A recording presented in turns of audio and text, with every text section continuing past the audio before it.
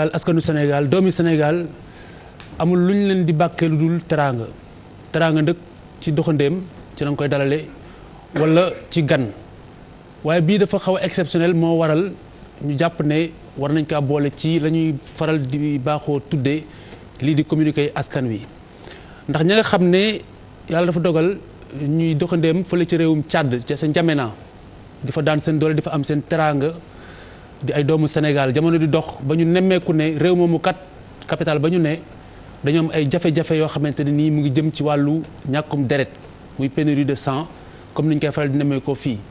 ñu ne nag ginnaaw réew moom moo leen dalal fa la ñuy liggéeyee fa la ñuy amee seen teraanga fa la ñuy yar seen njaboot dañ leen di delloo njukkal ci dajale képp koo xamante ni Sénégal nga askanoo nga war a ñëw daal di maye sa deret ngir dimbali askanu N'Djamena askanu Tchad.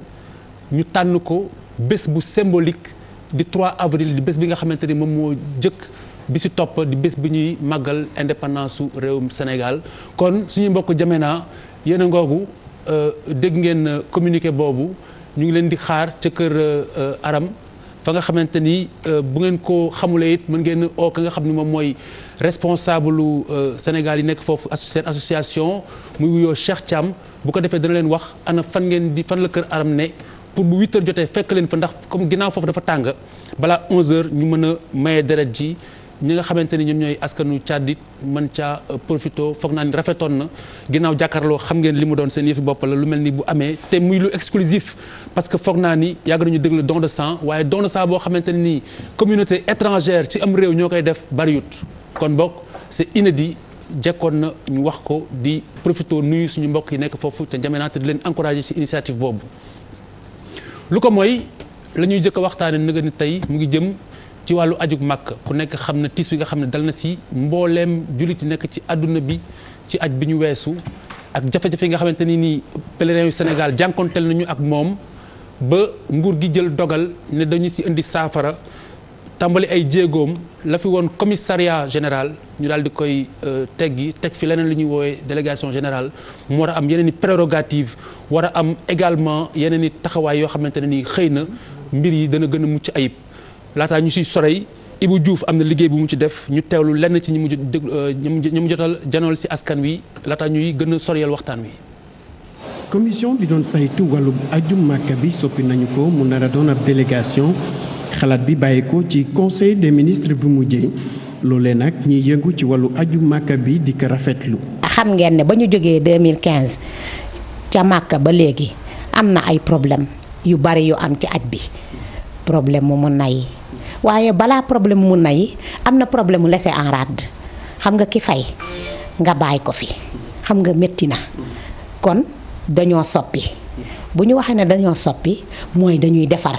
kilifa yi jiite Conform di kuréel bi boole agence voyagiste yi yëngu ci wàllu aj mi fii ci réew mi gis na ak délégation bi nguuru Sénégal dina gën a mën a saytu aju màkk bi bu baax. ñun ñi nga xamante ne ñun ñooy acteurs yi ak ñun ñi nga xam ne ñoo ko war a doxal ñun ñooy si ñun la des kon nag ñun ñoo war a am beneen taxawaay boo xam ne dana mën a tax ni ko président xalaat ak ni mu ko bëggee ñun ñooy porter projet boobu. ñoo ngi organiser wu ndax xam nga pour gouvernement am ci yow confiance foog nga won ko ne diñ nga ci confiance boobu. lu bari la ñuy xaar ci délégation boobu ñun dañuy xaar dérive yi nga xam ne amoon na fi yàlla jàppale ñu yooyu mu xam ko teg ci loxo.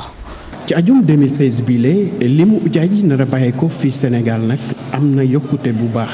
fi mu ne nii ñoo ngi ci 9000 gouvernement am 1500 bu jëlee yépp ne privé yi jébbal naa leen ko dootul gestu ginnaawam waaye délégué bi nag day jouer le jeu nekk pour le pèlerin sénégalais pour le Sénégal pour le pèlerinage sénégalais. man xalaat naa ne xëy na dinañ ko domicilier à la présidence wa illa ñu loger ko à la primature pour que mu am crédibilité boo xam ne dana permettre à ce que vraiment le pèlerinage mu tegu ci yoon. dogal bi ñu jël ngir soppi commission bi def ko ab délégation conseil des ministres bu 30 mars moo jël dogal bi lépp ngir gën a saytu wàllu aj mi fii ci Sénégal. ci wàllu aj mi nag bindu bi door na ñeenti fan laata avion bu njëkk bi di bàyyi ko fii ci Sénégal jubali Makkatal Mukarrama. Birima Ndiaye amul loo waxul ci aj gi jafe-jafe yi nga xamante ne jànkoonte nañu ko si. ak li nga xamante ne nii xoto nañ ko ci saafara bi nga yëgee ni commissariat bi daal di nañ koy suul daal di fent bees délégation générale. waaw Khalifa maa ngi lay nuyu xam naa ne sonal nga ma trop mais sant naa la gërëm naa la xam nga Khalifa. oui. aj Màkka ci Sénégal. yaakaar naa li ñu ci war a wax ci commission moom wax nañ ko pare. def nañ ci 2 ba 3 émission bon li ma gis ñu koy def nii lu am solo la ci réew mi. mais il faut ñu bàyyi d'abord génne politique bi ci aj Màkka d'abord. ñu xam ni lu sérieux lu caaxaan jaamu yàlla la parce que Khalifa luñ mën di def te man li ma d'accord xam naa ne mënuñu tëb def ko mais pour ñu yóbbu lépp mu dem privé bi yor ko xam nga état mun génne loxoom ci aj Màkka ndax Arabie Saoudite état lay waxal donc mun du wax ak privé directement état lay waxal état bi mooy tas mais d'abord bala ñetti fànn nga mën a waxtaan affaire bi mooy fànn bu njëkk bi mooy ñu wax ñi yóbbu état ñi muy yebal jox ñu yóbbu nit ñi ak ñi mu leen di yóbbu d'abord ak ña ñuy yóbbu nañu war a mel di ko fa mel ak ñi nga xam ne ay privé la ñuy jaar nañu war a mel xam nga ñett yooyu nga war a càmbar gis naa waxtaan naag tey benn xarit boo xam ne inspecteur général d'État la mu ni ma depuis 1998 lañ ci 2008 lañ ci liggéeyoon 2 cadre inspecteur général d'État mu ne ma lu bari ñuy def ni tey ba dem sax fu gën a sori. ba proposé sax nañ ko def ni ko jox benn haut fonctionnaire bu kawee moo xam muy colonel muy inspecteur général d'État pour muy jiite yu mel noonu pour mu am rigueur. mais Khalifa xoolal tey yow mi nekk ci Sénégal da ngay gis ñu la tey Màkka jot na. nga bokk ni koñ musul aj Màkka musul dem aéroport. parce que peut-être frère am wala militant am wala responsable am moo ko yor muy la ci ñi encadré laa bokk nan nga mën a encadré loo xamul. très bien. xam nga foofu la problème bi njëkk a commencé. mooy politique bi. donc il faut ñu dindi loolu ñu bañ ci am mu bañ a am parce que ay aj Màkka dafa dis ay dundi doomu aadama la. loo xam ne bala nga da ngay fay say bor. soo koy yóbbu ay Sénégal ay junni nit. war na am sérieux. ñu dindi koo xam ne waru ci bokk man daal bu ma doon may propose ci gàttal. mooy commission yi def yëpp mu nekk commission de veille mënuñu tam dindi ko. mais quand même ñu xam ni alternative fi ñu jëm mooy mu privatiser mais comment privatiser aussi c'est important. très bien gis nga fi ay privé yoo xam ni. day dem laaj quota 40 personnes du sax mën a yóbbu kenn dañu ko sous-traité. dina ñëw léegi si problème quota yeeg yooyu parce que de toute manière état bi aussi am na quota am. d'une certaine manière alors Papis. première impression. waaw déjà. damay ñëwaat si bi ñu dissoudre commission bi. je crois que sénégalais amul kenn koo xamante ne yëkkati na benn contestation parce que dafa meloon ni unanimement ñëpp d'accord ne. commission bi elle faisait pas son travail. et que finalité bi mooy ñu tas ko tëggaat ko xool naka la ñuy demee. li ci am solo mooy pour man li waxoon naa ko fi benn jour bi mu ngi koy rappeler am nañu occasion def émission sur ça. dama ne woon man li ma jaaxaloon mooy Sénégal dafa nekkoon comme une sorte d'exception. Sénégal lu dëkk kese buy dem à la Mecque mais boo seetloo li fi doon am ak li muy demee au Sénégal dafa nekk exception ci dem Màkk bi ma ne c'est pas normal parce que ñun rek demuñu Màkk am na yenn dëkk yu dem Màkk ni mu ko rappelé woon c'est bon de toujours rappeler que moment Màkk bi il est arrivé que nga dem si yenn dëkk comme ni mu ko waxee woon mais ça ne se passait pas comme ça se passe au Sénégal anarchie bi désorganisation bi engagement bi trafic yi si am ak incompétence yeeg injustice yi si am ak dafa xawoon bëri maintenant on attend ñu ngi xaar état bi délégation générale bi mu répondre attente sénégalais yi parce que gisuma dossier bu nit ñi war a mun a régler pourvu que mu am ay règles ay lois ñu xam ne lii moo ko tënk ba pare ñëpp yemandoo si comme dañ ko xawal dafa am benn aspect libéral parce que y a l'État qui fait am na benn côté am na aussi ay Sénégalais des entrepreneurs yoo xamante ne des promoteurs ñu ngi ci affaire bi donc l'un dans l'autre dans quelle que soit formule bi ñuy jël nañu consacré wu à une logique bu en fait benn réglementation boo xamante ne day valable pour ñëpp nit ñi dem les places yi nga xamante ne moom la Sénégal am ñu respecté ko parce que boo gisee bii passé ñi demuñu parce que c'était pas bien organisé bu nekkee 100 pèlerins le Sénégal am qu'on s'arrange pour ñu xam ne 100 pèlerins ñoo war a génn bu fekkee respecté nañ nombre boobu je crois que lu am ay problème warul compliqué quoi dem Màkka vraiment warul compliqué parce que fay la dugg avion dem ñëwaat comme ça se passe absolument alors waaw mais bon man li ma si wax bëriwul parce que bon je pense que on est un peu loin di dem màkk bi li ma ci xam rek moom mooy effectivement il y a eu des problèmes l'année dernière. Bon maintenant man sama perception màkk bi au vrai sens du mot c'est en fait est-ce que waruñu gën a dugg ci biir pour xool un peu demu màkk bi en dehors de l'aspect religieux qu'est-ce que ça représente comme problème si suñu économie si suñu comportement am na si benn côté boo xam ne wax naa ko fi la dernière fois ñi dem màkk ñu bëri peut-être que nekkuñu sax ci âge dem màkk parce que dañu màgget trop. Il y a tellement de facteurs qui font que ñun bu ñuy régler problème dañuy foog ni benn agence pour régler fexe ba nga xam ne les 100 yi ñu bàyyi woon daaw. ñu bañ leen bàyyi déwén mais pour man le problème il est beaucoup plus profond. Moi j'aime bien bu ñuy régler yenn problème ñu dem ci profondeur pour xam vraiment. les vrais problèmes bu ñu dindee côté diine bi. côté puukare bi. côté àddina bi côté yooyu yëpp dañ ko war a xoolaat saytu ko ba nga xam ne demu màkk bi sell bi mu selloon ak crédibilité ci côté religion bi mu amoon mu garder ko et je pense que loolu c'est un problème fondamental ci affaire u dem màkk bi. Très bien alors professeur.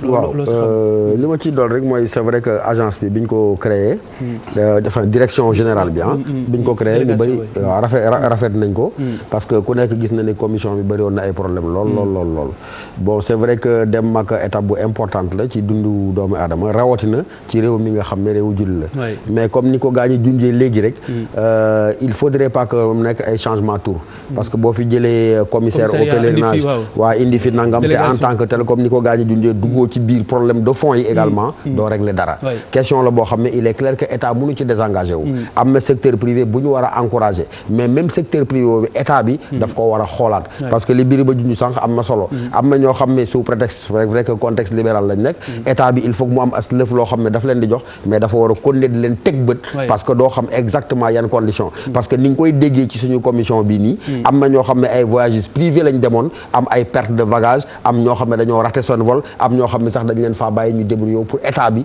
jéem a fexe ñu ñëw kon en tant que tel dañ koy rafetlu waaye nañ dem ba ca problème ba ca biir mooy c'est un problème de rationalisation xam nga lii benn pàcc la rek ñun ni ñuy gérer ci boppam la ñu war a rationaliser dindi ci luy sentiment dindi ci loo xam ne affectif la dindi ci loo xam ne c'est des péchés mignons propres aux Sénégalais ñu daal di ko teg yoon yi nga xam ne la ko ñëpp di teg parce que encore une fois Niger dinañ dem Makka Mali dinañ dem Makka Mauritanie dinañ dem Makka mais tooyi boy bi ngay dégg ci Sénégal rek nga koy dégg mu mel ni dem Makka wu Sénégalais daal moom daa xaw a mel noo xam ne bokkul ak ñenn ñi demee Makka li ko waral mooy suñuy jikko yenn yi nga xam ne gënul yooyu la ñuy fësal ci lépp loo xam ne dafa doon mbooloo mu doon li ñu gën parce que Sénégalais moom son drame mooy tant que bu fekkee xalifa question bi question individuelle la généralement dina débrouiller wu pour lijjanti ko mu arranger ko mais bu fekkee question boo xam ne dafay engager souvent un intérêt général Sénégalais rapport am ak notion d'intérêt général moom mooy problème comme ni ko Birima junjee également di nga gis politisation maanaam ku ci nekk ne am naa benn clan am naa benn lobby dama war a am quota donc de manière générale li may tënk rek mooy wax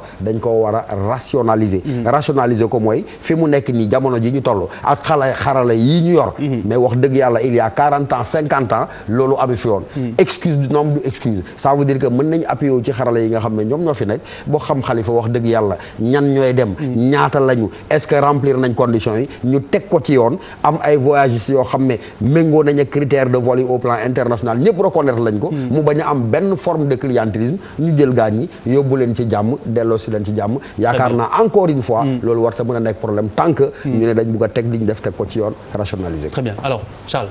Oui Khalifa moi je pense que il ne faut pas enlever les gens pour mettre Paul c'est du pareil au même pour man mun naa ne Massamba teg fa Mademba moo gën a méngoo sax c'est-à-dire dëgg bi dañ koy wax il faut qu'on change de paradigme gën a sérieux si lu ñuy def Makka 2 milliards il y a 2 milliards de musulmans dans le monde chaque année nit ñi dañuy gën a yokk chaque année ñu gën a jox ay quotas ba pare nag chaque année mu am ay problème donc lan moo xew problème d'organisation problème de stratégie logistique problème de méthodologie de travail problème bi fa la nekk mooy ñun sénégalais ndax la ñu war a jël benn problème maîtriser ko de A ba Z ba nga xamante ne lépp lu munti am parce que toujours l'œuvre humaine n'est pas parfaite wante suñu responsabilité maanaam risque bi mu jegee 0 xam nga avion boo ni ne risque 1 2 pilote bi ne du dem loolu moo ñu manqué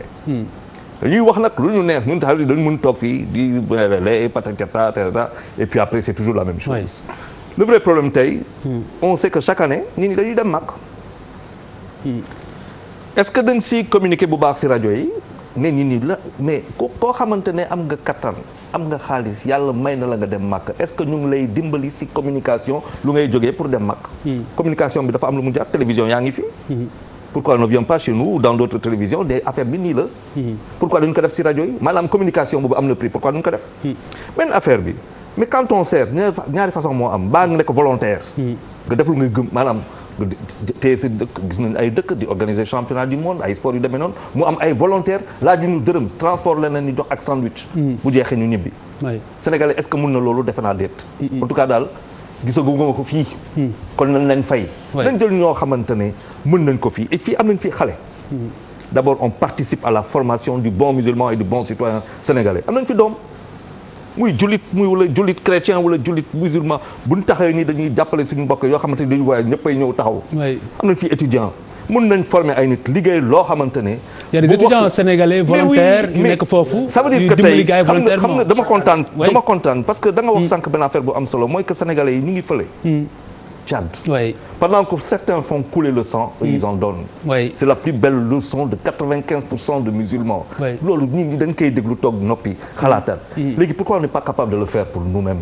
maanaam tey taxaw naka la ñu mën a gérer aju Makka te coow du jib.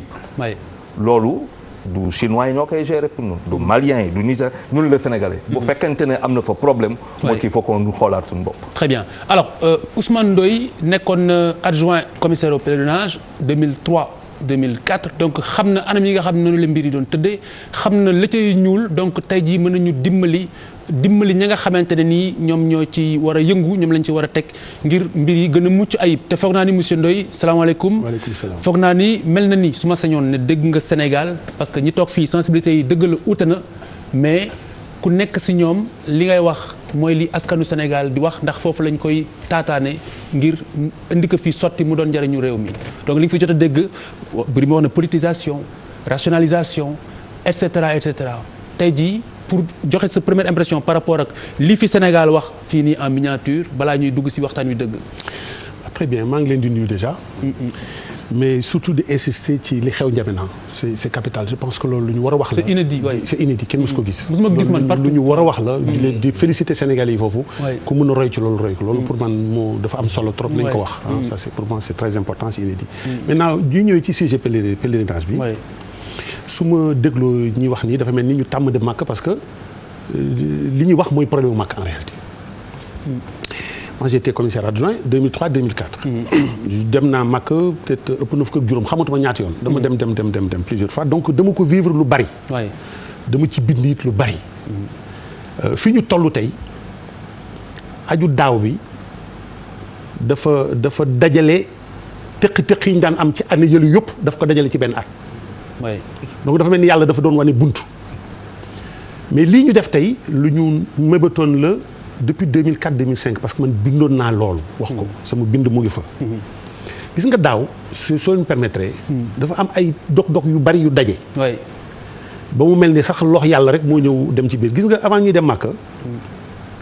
visite médicale dafa amoon problème je sais pas si vous vous souvenez comme par hasard médecins yi grève xamatu fi ñuy defee visite ñii di ko defee fii ñii ko defee fii premier problème. après ñu jekki ñu ne y a des problèmes de quota. En réalité les pays musulmans ont droit à 1 pour 1000. Donc le quota du Sénégal c'est pas 10 500. Si on est 14 millions de Sénégalais on a droit à 14 000 personnes. Mais 10 500 la ñu yóbbu. parce que xëy na loolu la ñu yaakaar ne moom la ñu attan. C'est ça la vérité. N'empêche que 10 500 yi ñu joxoon inscrire nañu plus que cela. Et ça crée des problèmes des pèlerins sont restés ici et cetera. Donc deuxième point boo xam ne gars yi dañ ko feeñal. yàlla yóbbu ñu Makka. problème mun naa am. problème sécurité problème organisation benn affaire ñoo fekk ñu foofu. nit ñi di jóge Makka ñu ne y a des problèmes mënuñu jóg à temps nit ñaa ngi yalwaan ci aéroport bi amatuñu lekk avion bi dafa tardé et cetera donc succession de problèmes. ñu ñëw ba ci aéroport bi am ñuy wàcc avion bi dee et cetera. donc tu vois tous ces problèmes là. ont fait que ñu décider ne dañuy changer commissariat bi. andi lu bees bañ koy décider commissaire bi mu ngi Makka bu ñu ko fàtte. donc boobu xam naa ne gars yi fees nañu. ba jël décision boo xam ne bii xëy na bañ ko waroon jël yàgg na. maintenant ñu andi délégation. problème bi mooy il s'agit pas ñu jël mbuba rek changer ko waay waay. il faut ñu xam lan la ñuy def ci biir délégation boobu. am na ay propositions wax dëgg yàlla dama lire rek comme tout le monde j'ai suivi le conseil des ministres ñu ne am délégation mais xaw ma lu ci biir su ma xalaat nag laa ciy wax. li ma xalaat ne moom lañ ko war a defee. li ma la si mën a junj rek avant d'avancer mooy de toute manière délégué général bi war na am statut ambassadeur wala statut ministre pour mën a janoo ak comme ni ko Papis waxee léegi autorités yi nekk fële Arabie Saoudite. kooku nit ki la. waay nit ki. fii mus ngeen ma fi invité. benn émission jeudi là. ma proposé woon loolu. parce que yàgg ma nekkoon naa ko. amoon ay jafe-jafe ak l'ambassadeur fii. parce que bu ñu recevoir du ñu xool nii ah oui. donc j'avais dit ce jour-là suñu bëggee mu dox nañ ko tegal ku mu mën a waxal. te ki naar bi fonk mooy ki am garat comme moom. donc loolu moom ndëgum daañu ko def lu baax la je l'avais proposé depuis longtemps kooku début de solution la. c'est un peu normal c'est protocolaire. waaw début solution la. nañ ko def ambassadeur sax moo gën def ko ministre dañ ko def ambassadeur mu xam ni kii. plénipotentiaire dañ ko jël réew andi ko fii. dana ko xoolee benn façon ambassadeur la comme moom. donc je reviens ci mbubb mi. changé nañ ko tudd ko délégation mais lan la ñuy def ci biir. bu fekkee ne jël nañu nit koo xam ne kii aussi loolu aussi am na ñu ma ciy mere am na ñu ci d'accord affaire bi du affaire arabisant. il faut pas qu'on se trompe parce que dem Makka c'est pas simplement farata bi parce que dem Makka da ngay dem def sa farata. c'est le 5e pilier de l'islam. mais dafa am lu lay yóbbu. y a l'organisation du voyage. organisation du voyage du fa caaxaan. dajale nit ñi préparer leen ko mu bañ a am couac et cetera communication au début wax nit ñi nan la ñuy demee Makka nu ñu koy def et cetera bokkul ak nga ñëw ba Makka. di def sa farata. léegi nit ñi dañuy jàpp ne rek farata bi la ñu war a def fàtte ne avant farata bi dañu war a préparer voyage bi. le voyage est un sujet très important dans le pèlerinage. je donne un exemple. ku dëkk ci Léwundu fële ci Boubacar fële ci sori lool. musul ñëw Dakar. nga yow suba teel tu l'amènes à Dakar tu le mets dans un avion. wàcce ko Jeddah ci lumière bi. ñun on a vécu un cas en 1996 benn jigéen bu jógee Gambie bokk avion. mu wàcc Jeddah bu ñu génnee avion bi dafa yuuxu mu ne mais yaay comment il s'appelait Diawara. Diawara taal na lampe yi. il a perdu la tête. oui. je parle des années 80. mu ne Diawara taal na lampe yi. mais parce qu'il a perdu la tête. xamu ko. d'abord il rentre dans des avions. dinaa bari wax. dañuy dugg ci avion. dem ci fi ñuy jàppee dafa def ay dégâts. parce que xamuñu. ils vont dans des hôtels. dem ci bidé yi dafa toog dafa def ay affaires ci bidé yi. dem ci bidé yi parce que xamuñu loolu yëpp nag ku mësul gis bidé. lu ñuy waajal la. loolu moom ci waajal voyage la. mais cette délégation là qu'on met en place. li ma ci gis mooy Sénégal état bi rôle am du organiser pèlerinage. du moom mooy organiser pèlerinage. dafa war a encadrer pèlerinage. contrôler encadrer su koy encadrer. dafay teg ay privé. privé yi 250 agences waxu caaxaan la. dañuy jël ñu ko mën. ñu jël ay agences de 200 personnes. ñu ko mën.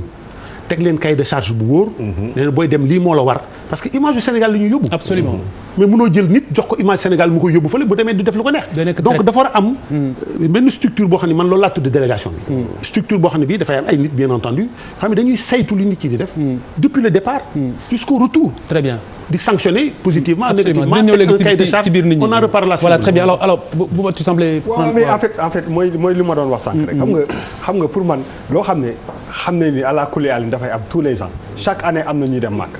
moom laay wax nii formation la pour man parce que c'est éprouvant.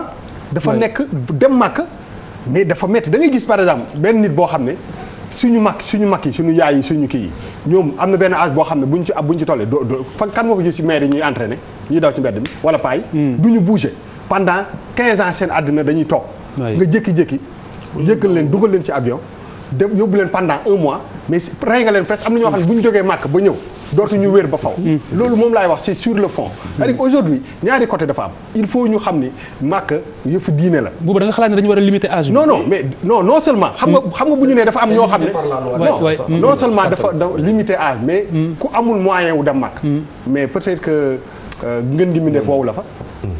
c'est-à-dire que da ngay gis nit koo xam ne en réalité amul moyen dem màkk c'est-à-dire que su fekkee ni da nga gis que ni y a des gens yoo xam ne dañuy dem ba foofu di jalwaat. loolu dina jafe rek. mais non li may wax ni c'est très important parce que. professeur fu ñu ko yemale fu ñu ko professeur fu ñu ko plafonné. mais gars yi connais pas le plafond. dinañu ko wax après non mais il faut que bu ñu wax la deux mots. vraiment xam nga nit du nekk jullit. lii nekk ponk diine. waaw doole ma bàyyi ma eggal li ma wax. non dafa xaw a. non dama ne lu nekk ponk diine dama ne xam nga dañuy wax toog di wax problème bi c'est-à-dire que li ngeen fi wax dafa leer da ngeen ne am na ay nit yoo xam ne dañuy dem ba foofu mujj gi dañuy yalwaan chaque jour nga dégg ko gars yi di casse fi am ñu lu leen indi ça veut dire que ils n'ont pas les moyens moyen bi non déglu leen rek moyen bi du jël avion bi rek dem moom laa c'est-à-dire que est-ce que ñun on s'assure que gars yi bu ñuy dem màkk que franchement ils ont les moyens de survivre étape boobu de leur vie balaa ñu dellu si fi am problème. waay donc 2 mots après Birima. waaw mais ça tout ça boo leen paree man mën naa répondre. waaw tout à fait donc Birima vas-y. waaw non man li ma bëggoon a foofu aussi. mooy boo en général yalwaan bi xam nga kañ lay am. su avion bi waree dem ñëw. par exemple nga jaay sa xaaj jënd ay sëriñ jënd lépp comme def yi daal ñu ñëpp. boo demee Europe bay ñibbi si nga yaa ngi jël avion des fois doo dese benn euro. bu avion bi ñëw non mais à ce moment là agence bi day jël. dafa war a jël ay responsabilités mais jëlu ko. moo tax man la je pense que li ñu war a def li kii wax léegi. li Ndoye wax léegi. d'abord li ñu njëkk a war a xool mooy yan agence moo war a yóbbu nit ñi màkk. agence bu war a am doole dab parce que déjà même avion booy voyager. et kay ça loolu dafa am par exemple boo négocier ba sa vol tardé agence bi jël en charge. mbir ma ñaari téeméer ak juróom fukk ñoo fi am n'est-ce pas. waaw même nag la à peu près way. waaw da ngeen di bàyyi kenn aussi nag béykat quoi après. aglil waaw donc ma wax ni bu ñu xool aussi agence parce que affaire bi li bu wax fenn laa d'accord ak moom man par exemple médecin yi nga xam ñooy xool du ma médecin. xaw ma. mais man bu doon maa yor tey di président def dina revoiraat kaw médecin yooyu léeg-léeg nga xool médecin boo xam ne man doo médecin. léeg-léeg nga xool sa d'accord yow dara la ñu xoolul. waaw léeg-léeg gis nit koo xam ne yow doo médecin. mais ñu la kii day dem màkk yor kayitam. da nga di nga posé wu la question ban médecin moo xool kii. très sincèrement. donc kaw médecin yi aussi c'est à revoir. deuxièmement agence yi. dafa am agence yoo xam ne dañuy arnaquer nit ñi ci ak màkk bi. dañ ko war a arrêter. troisièmement gis nga aj màkk du puukare kaa dañu waxante dëgg.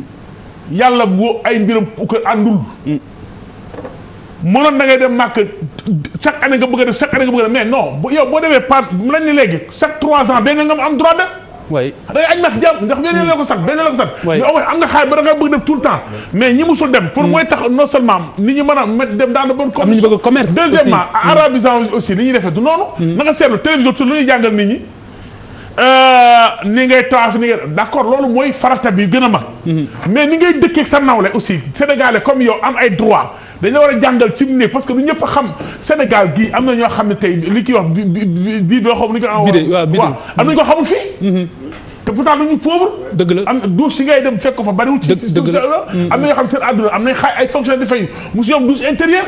maintenant boo bëggee boole ay nit pendant des mois. mais doo former rek nit ki sur la base mais da ko war a fay suñu dëkk. mais j'aimerais bien avant qu'on ne perde le fil que monsieur Ndoye tontu peut-être si Bouba ak Birima li ñu wax ne c'est important. balaa nga c'est-à-dire que Bouba. il faut ma tontu ko ci ñaari yëf. benn bi mooy ponk diine la dañu jàpp ne loo war a def la boo ko mënee. donc boo ko dajalee rek ba mu mat lii lañ la laaj mën nga ko. parce que li war a xew mooy nit ki bu demee Màkka dafa war a jóge bés sangam. dellu si bés sangam. suy versé xaalisam. daf ci am alal joo xam ne ji dañ ko koy delloo dañu natt ne mun na ko dundee. gis nga boo demee Makka 25 rials par jour mun nga ko dundee ndekki 5 rials. à peu près combien de francs CFA? C'est 150 francs à peu près. 150 francs le rial. C'est pas énorme. En général ñu ngi rembourser nit ñi entre 150 et 200 000 francs CFA donc di nga am loo lekk di nga am loo jënd te nag sax su fekkoon ne bu ñu la nee bés sangam ngay dem. bés sangam ngay ñëw. commissariat bi li nekkoon commissariat dañu amoon budget social. bu nit ñi réerlee xaalis. wala musiba dal la dañ la war a taxaw. kooku dafay débat boo xam ne dañ ko war a xool. est-ce que ñu ngi taxaw nit ñi wala ndax taxawuñu nit ñi. léegi su nit ki war a dem le 10 nga téye ko fa ba le 30 bu ñu ko nee suba ngay dem li mu desee daf koy jaay. dëgg la bu subaa ñu ne ko dootoo dem deseetewul dara. donc li mu jëndoon daf koy jaayaat. pour am lu mu lekk. mais li Bouba di wax nii. mais Bouba même boo amee xaalis Bouba. yow mën nga yóbbu 10 millions. non man yow li may wax. monsieur Ndoye aspect physique bi aussi santé bi. voilà santé bi. waaw moom santé bi beneen affaire la mooy deuxième question bi. santé bi man médecins yi mënu ma leen wax. ndax ñu ngi def seen liggéey. wala ndax defuñu seen liggéey. mais da ngay gis mag boo xam ne bi boo ko xoolee rek jarul nga visité ko xam nga ni kii mënul dem Makka. léegi mun naa ci yokk dara rek. en fait lan laa doon wax moom mooy que ci suñu nekkin ñun sénégalais ñun julliti dañu yaakaar ni da ngay mel ni birima mi rek dox sa ndaw ba mu jeex ba amatoo kàttan nga doog a dem Makka il faut encourager les jeunes là ñu dem Makka. yow c'est vrai que c'est un débat mais c'est important te loolu mooy base bi pare ko dem Makka c'est pas parce que màgget nga. bu ba les jeunes souvent dañu naan pare ko pour dem Makka. birima rek. yow pare ko xam. c'est ça Makka ñaar yi fa koy def. xaalis ak doole. ak kàttan merci. donc leer na soo amul kàttan c'est pas la peine. mais mooy li may wax. parce que gis nga Makka bu njëkk ba. ak Makka bu bees bi. du benn gis nga léegi boo jógee li ñuy wax mun na jëm bëgg dem Arafat dem Muzdalifa sànni jamra da nga koy dox. c'est des kilomètres. ku amul kattan doo dem. parce que dañ ko baliser de sorte que oto yi sax dafa am foo xam ne fa la ñuy yem léegi yéenay dox. c'est devenu très compliqué. comme Sénégal ñun xam nañ suñu rapport ak dem màkk comme ni nga ko waxee affaire sensibilité affaire ngëm la dafa doy waar.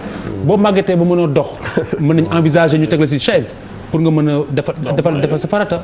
mais li commissariat bi fi nekkoon li mu prévoir woon sax mooy soo nekkee màgget ñu seet na yow da nga bëgg dem da ngay dem. dañ lay booleeg nit mu encadré la. c'est-à-dire sa mbokk mooy ànd ak yow. pour mun la encadrer mais loolu it régler problème bi. màgget moom màgget la rek. waaw dëgg la kay Charles. 85 ans moom dem màkk di dox ci 40 degrés. dox 15 kilomètres moom màgg ñu ne la tànc nii.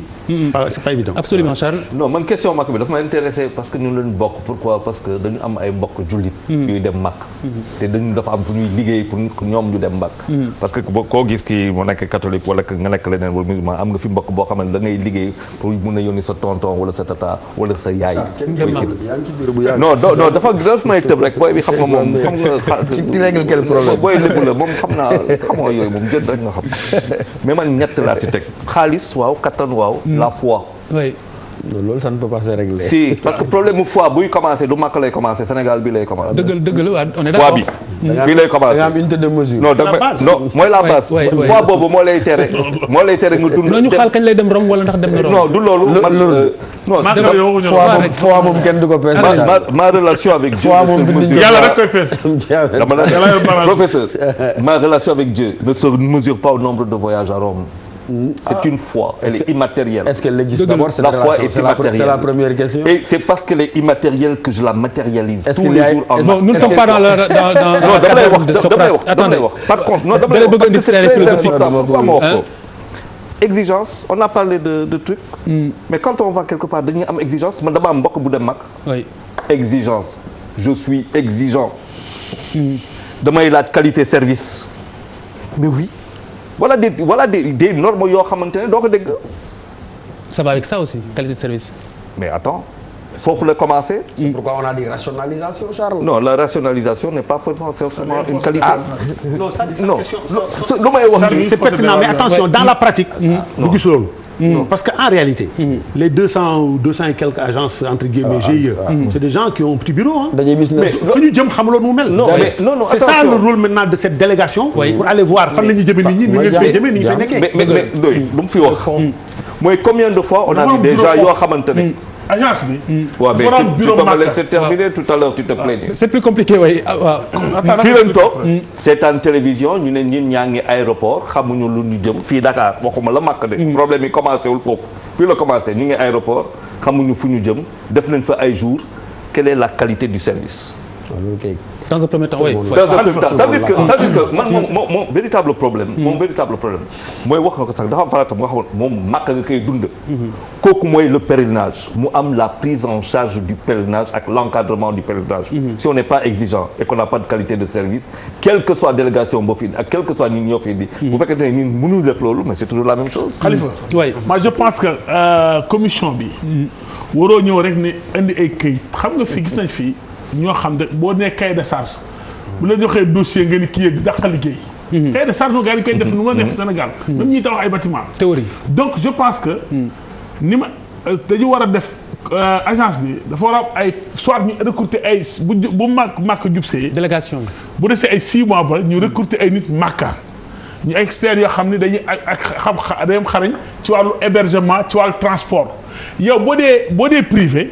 boo ñëwee def sa cahier de charge ba ñu xool dañu war a xool d'abord fan ngay yóbbu comme ni kii waxee fan ngay loger say pèlerin war nga ko wan nit ñi. bâtiment bii laay loger pèlerin ñu ñëw visiter ko. nii la ñuy lekke nga xool ba parce que aussi du màkk du caaxaan. du ay parce que bu amee. toog rek day dal ci ko gouvernement bi. donc am naa bâtiment ca mun na. ma nga jege à 100 mètres kii bi nu wati. ki fekk na séenu ko sax. je pense wala amoo sax amoo sax bâtiment yaa ngi négocier. je pense que loolu c'est il faut que ñu fexe. tant que agence baa ngi jógee Sénégal gii. ñu àndandoo ñoom demandoo màkk wala ay ñaari ñett nekk fa. problème day resté mais la question transport moo jiitu loolu. Birima te loolu déjà réglé wu. waaw loolu laa expliqué dama non fépp lépp la xam nga dama xam nga transport fii. déjà pour commencer fan lañ teg ba bu ñu nee léegi màkk jot na ñu ne jox nañ ko Air Sénégal international pour xaar. est-ce que amul sax benn avion. Birima. oui amuñ sax benn avion non même bu ñu dañoo bëgg a defar suñu bopp. mais lu ñu mënul ne xam ne mënuñu ko. pourquoi duñ jël agence kii yu mag yi. mais ku sax xam nga nag fii nit ki mais bon Air Sénégal nga pour faire plaisir ay am d'affaires. Air Sénégal amul est-ce que xam nga ne fii. bu ñuy agréé nit. bu ñuy agréé agence.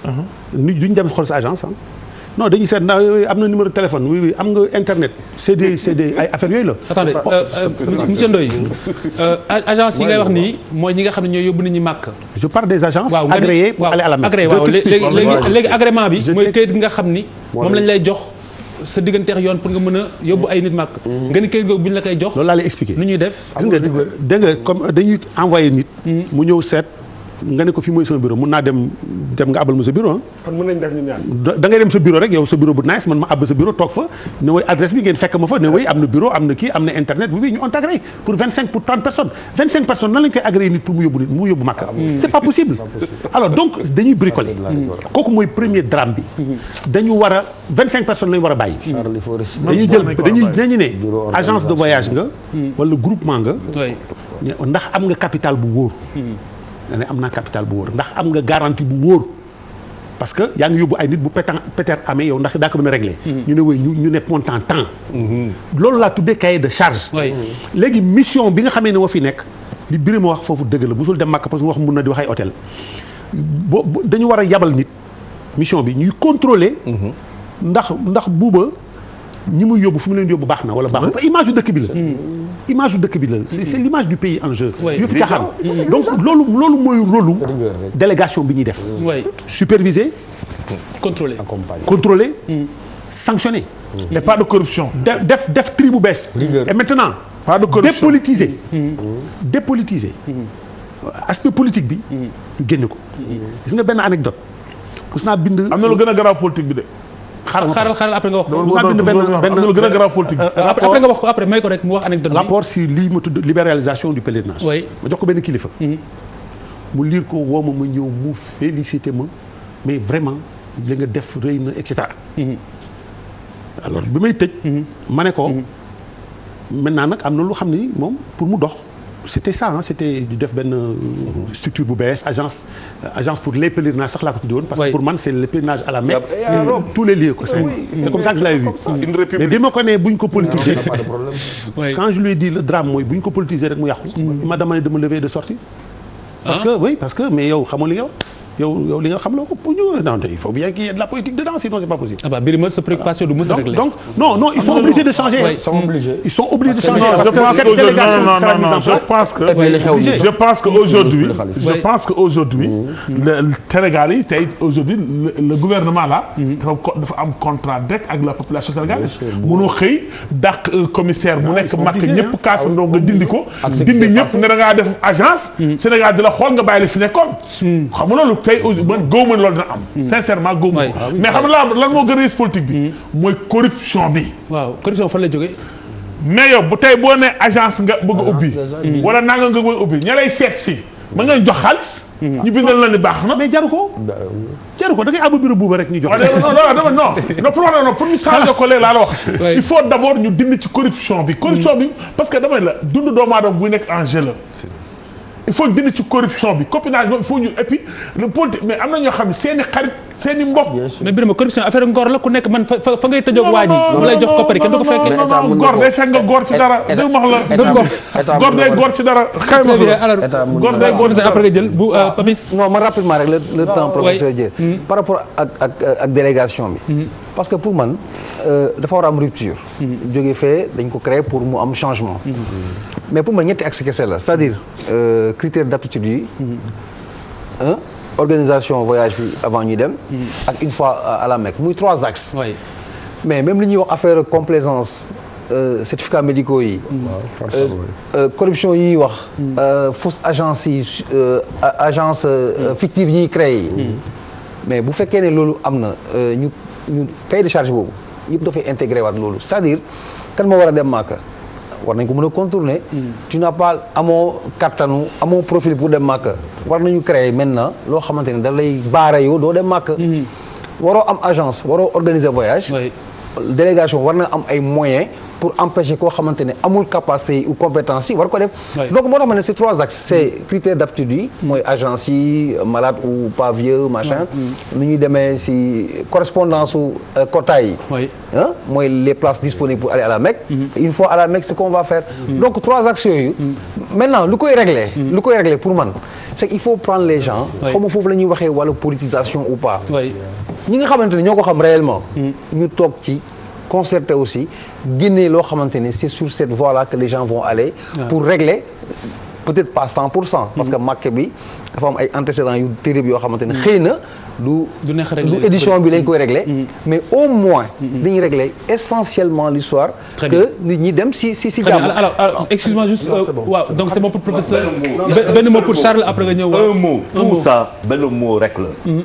ñuy tourner di wax loolu ay n'importe laxisme point final ça veut dire lii yëpp du dara lu dul laxisme nga jël 3000 10 000 personnes yoo xamante ne da nga leen di jëlee fii yóbbu leen ba fa. lii di fi xew ñu fiy wax ay lii di fi wax ay lële mu am état. am sec waaw léegi li ñu dese bariwul trop Bouba vas-y après Birima man en fait ci biir débat bi yëpp. damay inviter benn affaire ci biir débat bi et je pense que c'est important. mooy responsabilité suñu société. en tant que sénégalais en tant que musulman. booy seet demu Màkk.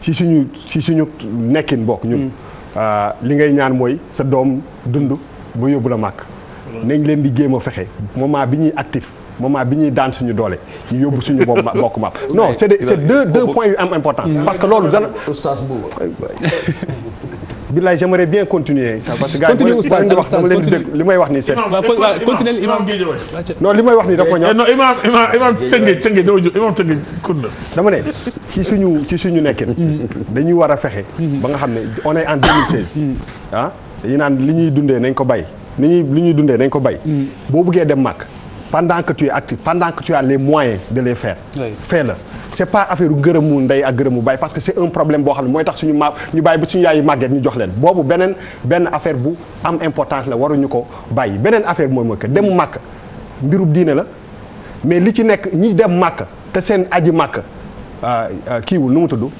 peut-être yàlla moo ko yore nag nanguwul bëri na peut-être parce que mbirum ger da ngay xam ni kii dalay ger pour yóbbu la Màkk.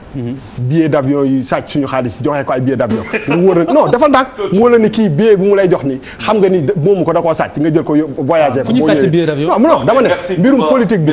dama ne politisation bi ñu ciy wax.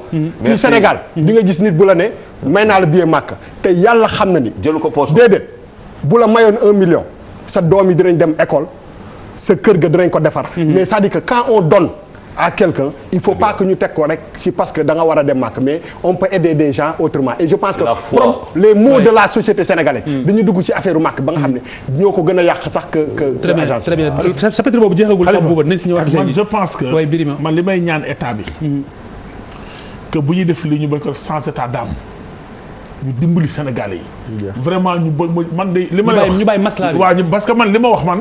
xam nga ku ne xam na ne inspecteur général d'État ci fonctionnaire yi gën a kawe ci réew mi lañ bokk. am nañ xam-xam. du xaw ma kii nee na bind na li mais man li ma gis ñooñu def ko. vraiment mu nekk entre les mains du gouvernement. suñ ko defoon sans état d'âme appliquer loolu. dootoo dégg waxu aj Màkk am ci réew mi. te vraiment de bu ñu bari ñuy wax ay commission fii. dootu ñu yóbbu nit Màkk. dégg nga fi Pala Samb kii Samb ki doon wax léegi bi Pala Mbeng bi ñu jógee Màkk mais si nañ fi ay entreprise kii yoo xam ne ñaan la ñuy état bi mu leen di jox xamoon na ne ñu du yóbbu ñuy Màkk waxoon na ko man maa ngi seetaan émission boobu su ko TFM loo xamante fan la il a expliqué donc je pense que xam nañ ñi mën a yóbbu ak ñi mënul yóbbu Màkk il faut ñu et puis deuxièmement gis nga ci Sénégal balaa ma dee ñu naan Sénégal la ñu gën a mën a jaamoo yàlla man jàpp naa ne Sénégal la gën a ñemee yàlla xoolal ku dem Màkk da ngay gis ab murit wala ab tiijaan nga xam ni bu di ci temps normal suñuy jàng amul fenn fu tabala am tabala fenn lañ ko xamee ci sëñ Abdou Khadir Jeylaani mooy les xaadir surtout yonent bi ñooñu ñooy parce que xam nga culture naar ak yooyu ñooñu yàlla ku nekk nit yàlla suuf yi bu nekk ni la yàlla joxe ni ngay doxale mais léegi ab tiijaan wala mu sax bu jógee Màkk ay kuy ay ndënd lay woo voilà très bien créé sabar et puis non seulement yaa ngi tooñ nit yàlla kooku nga xam ni li muy def lii jaamu yàlla moo tax mu di ko def nga ciy boole mbiru àdduna yaa ngi dugg loo xam ne say mbir non mais ma gën yaa ngi non dafay am réussite yaa ngi jógee Màkk créé situation boo xam ni boo paree bor yi ngay am fii ba 1 an doo ko fay. mais Papis rapidement. c'est que on peut pas régler le monde. non c'est que d'accord mais c'est que non c'est que bu ñu dugal c'est parce que loolu beneen sillage la. non xam nga loolu mooy dernier chapitre mais dafa dëpp loolu ñëpp ko xam mais c'est pas ça. bu nekkoon loolu kese kon do problème quand même. non c'est juste des commentaires mais ce qui est problématique aujourd'hui mooy organisation de la Mecque nga jógee Màkka dem Màkka ñëwaat. mais li ngay def après la Mecque il faut pas qu'on perde du temps par rapport à ça parce que c'est un dossier c'est beneen niveau la quoi.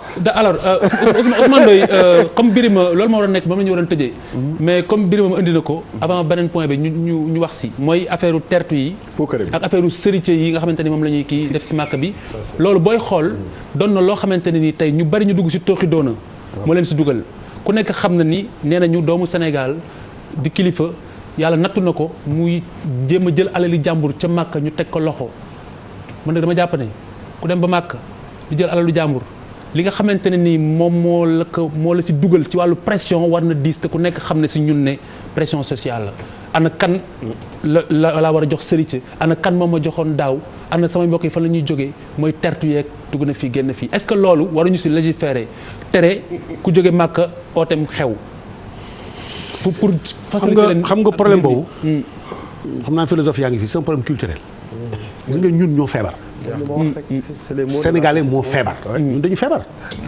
parce que ñi nga xamee ne ñoo ñu war a faj ci mbirum diine ñoo jëkk feebar c'est-à-dire ñi ñuy jàngal diine di ñuy jiital ñu topp seen gannaaw yaakaar ne mën nañu teg ci yoon ñoom ñooy jëkk damm yoon bi parce que bu fekkoon ni je donne l'exemple d'un imam bi dem ci jàkk ji ajuma mu fas yéene di xutba loolu dëkk ci dina am ñu mu soppi dëgg la mais est-ce que imam yi dañu war a daje benn bés joxe mot d'ordre ne nañu xutba lu mel noonu duñ ko def c'est notre société ñoo feebar gis nga Sénégal vraiment je sors un peu du sujet mais gis nga Sénégal tant que nanguwuñu wuti xam-xam dañ jàngi xam-xam bi am na fi de xanaa kay dafa nank xam-xam bi amu fi wala duñ koy jariñoo baaxul waaw loolu laa bëgg a wax ndax duñu nangu liggéey ba pare suñu valeurs yi ñu ñàkk ko dara du sotti gis nga gars yi dañuy dem Màkka demuñu pour jaamu ji yàlla dañuy dem Màkka ne bu ñu demee naa wut lu ma fa jël andi ko nit dina dem Màkka pour sàcc ñu jàpp ko foofu day ñëw pour sàcc pendant que vous êtes ngeen dem mu des ci kër yi di ubbi valise yi ñu leen di jàpp nañ fi ay sénégalais yu ñu fekkee fii Abdou Diouf sauvé leen dañ leen jàpp bëgg dagg seen loxo parce que dañuy bàyyi ba nit ñi dem ñu des ci néegi di sàcc non ñun la suñu jikko bi doy waar ñun ñoo war a fóot suñu bopp pour être vraiment sérieux dañu war a seetaat suñu bopp dañuy caaxaan man la yow la rek ñoo bokk sëriñ ñoo bokk kii ñu jàppalante ci loolu naa ko jàppale parce que ñoo bokk sëriñ naa ko jàppale parce que suñu jabar yi ñoo bokk ndeeg baay ce pays là est à refaire. gëmoo ni bu ñu ne woon ku kenn du jóge Màkka di fi oote. dina wàññi affaire yi. buñ ko waxoon te boole ñu ci ay yar duñ ko def.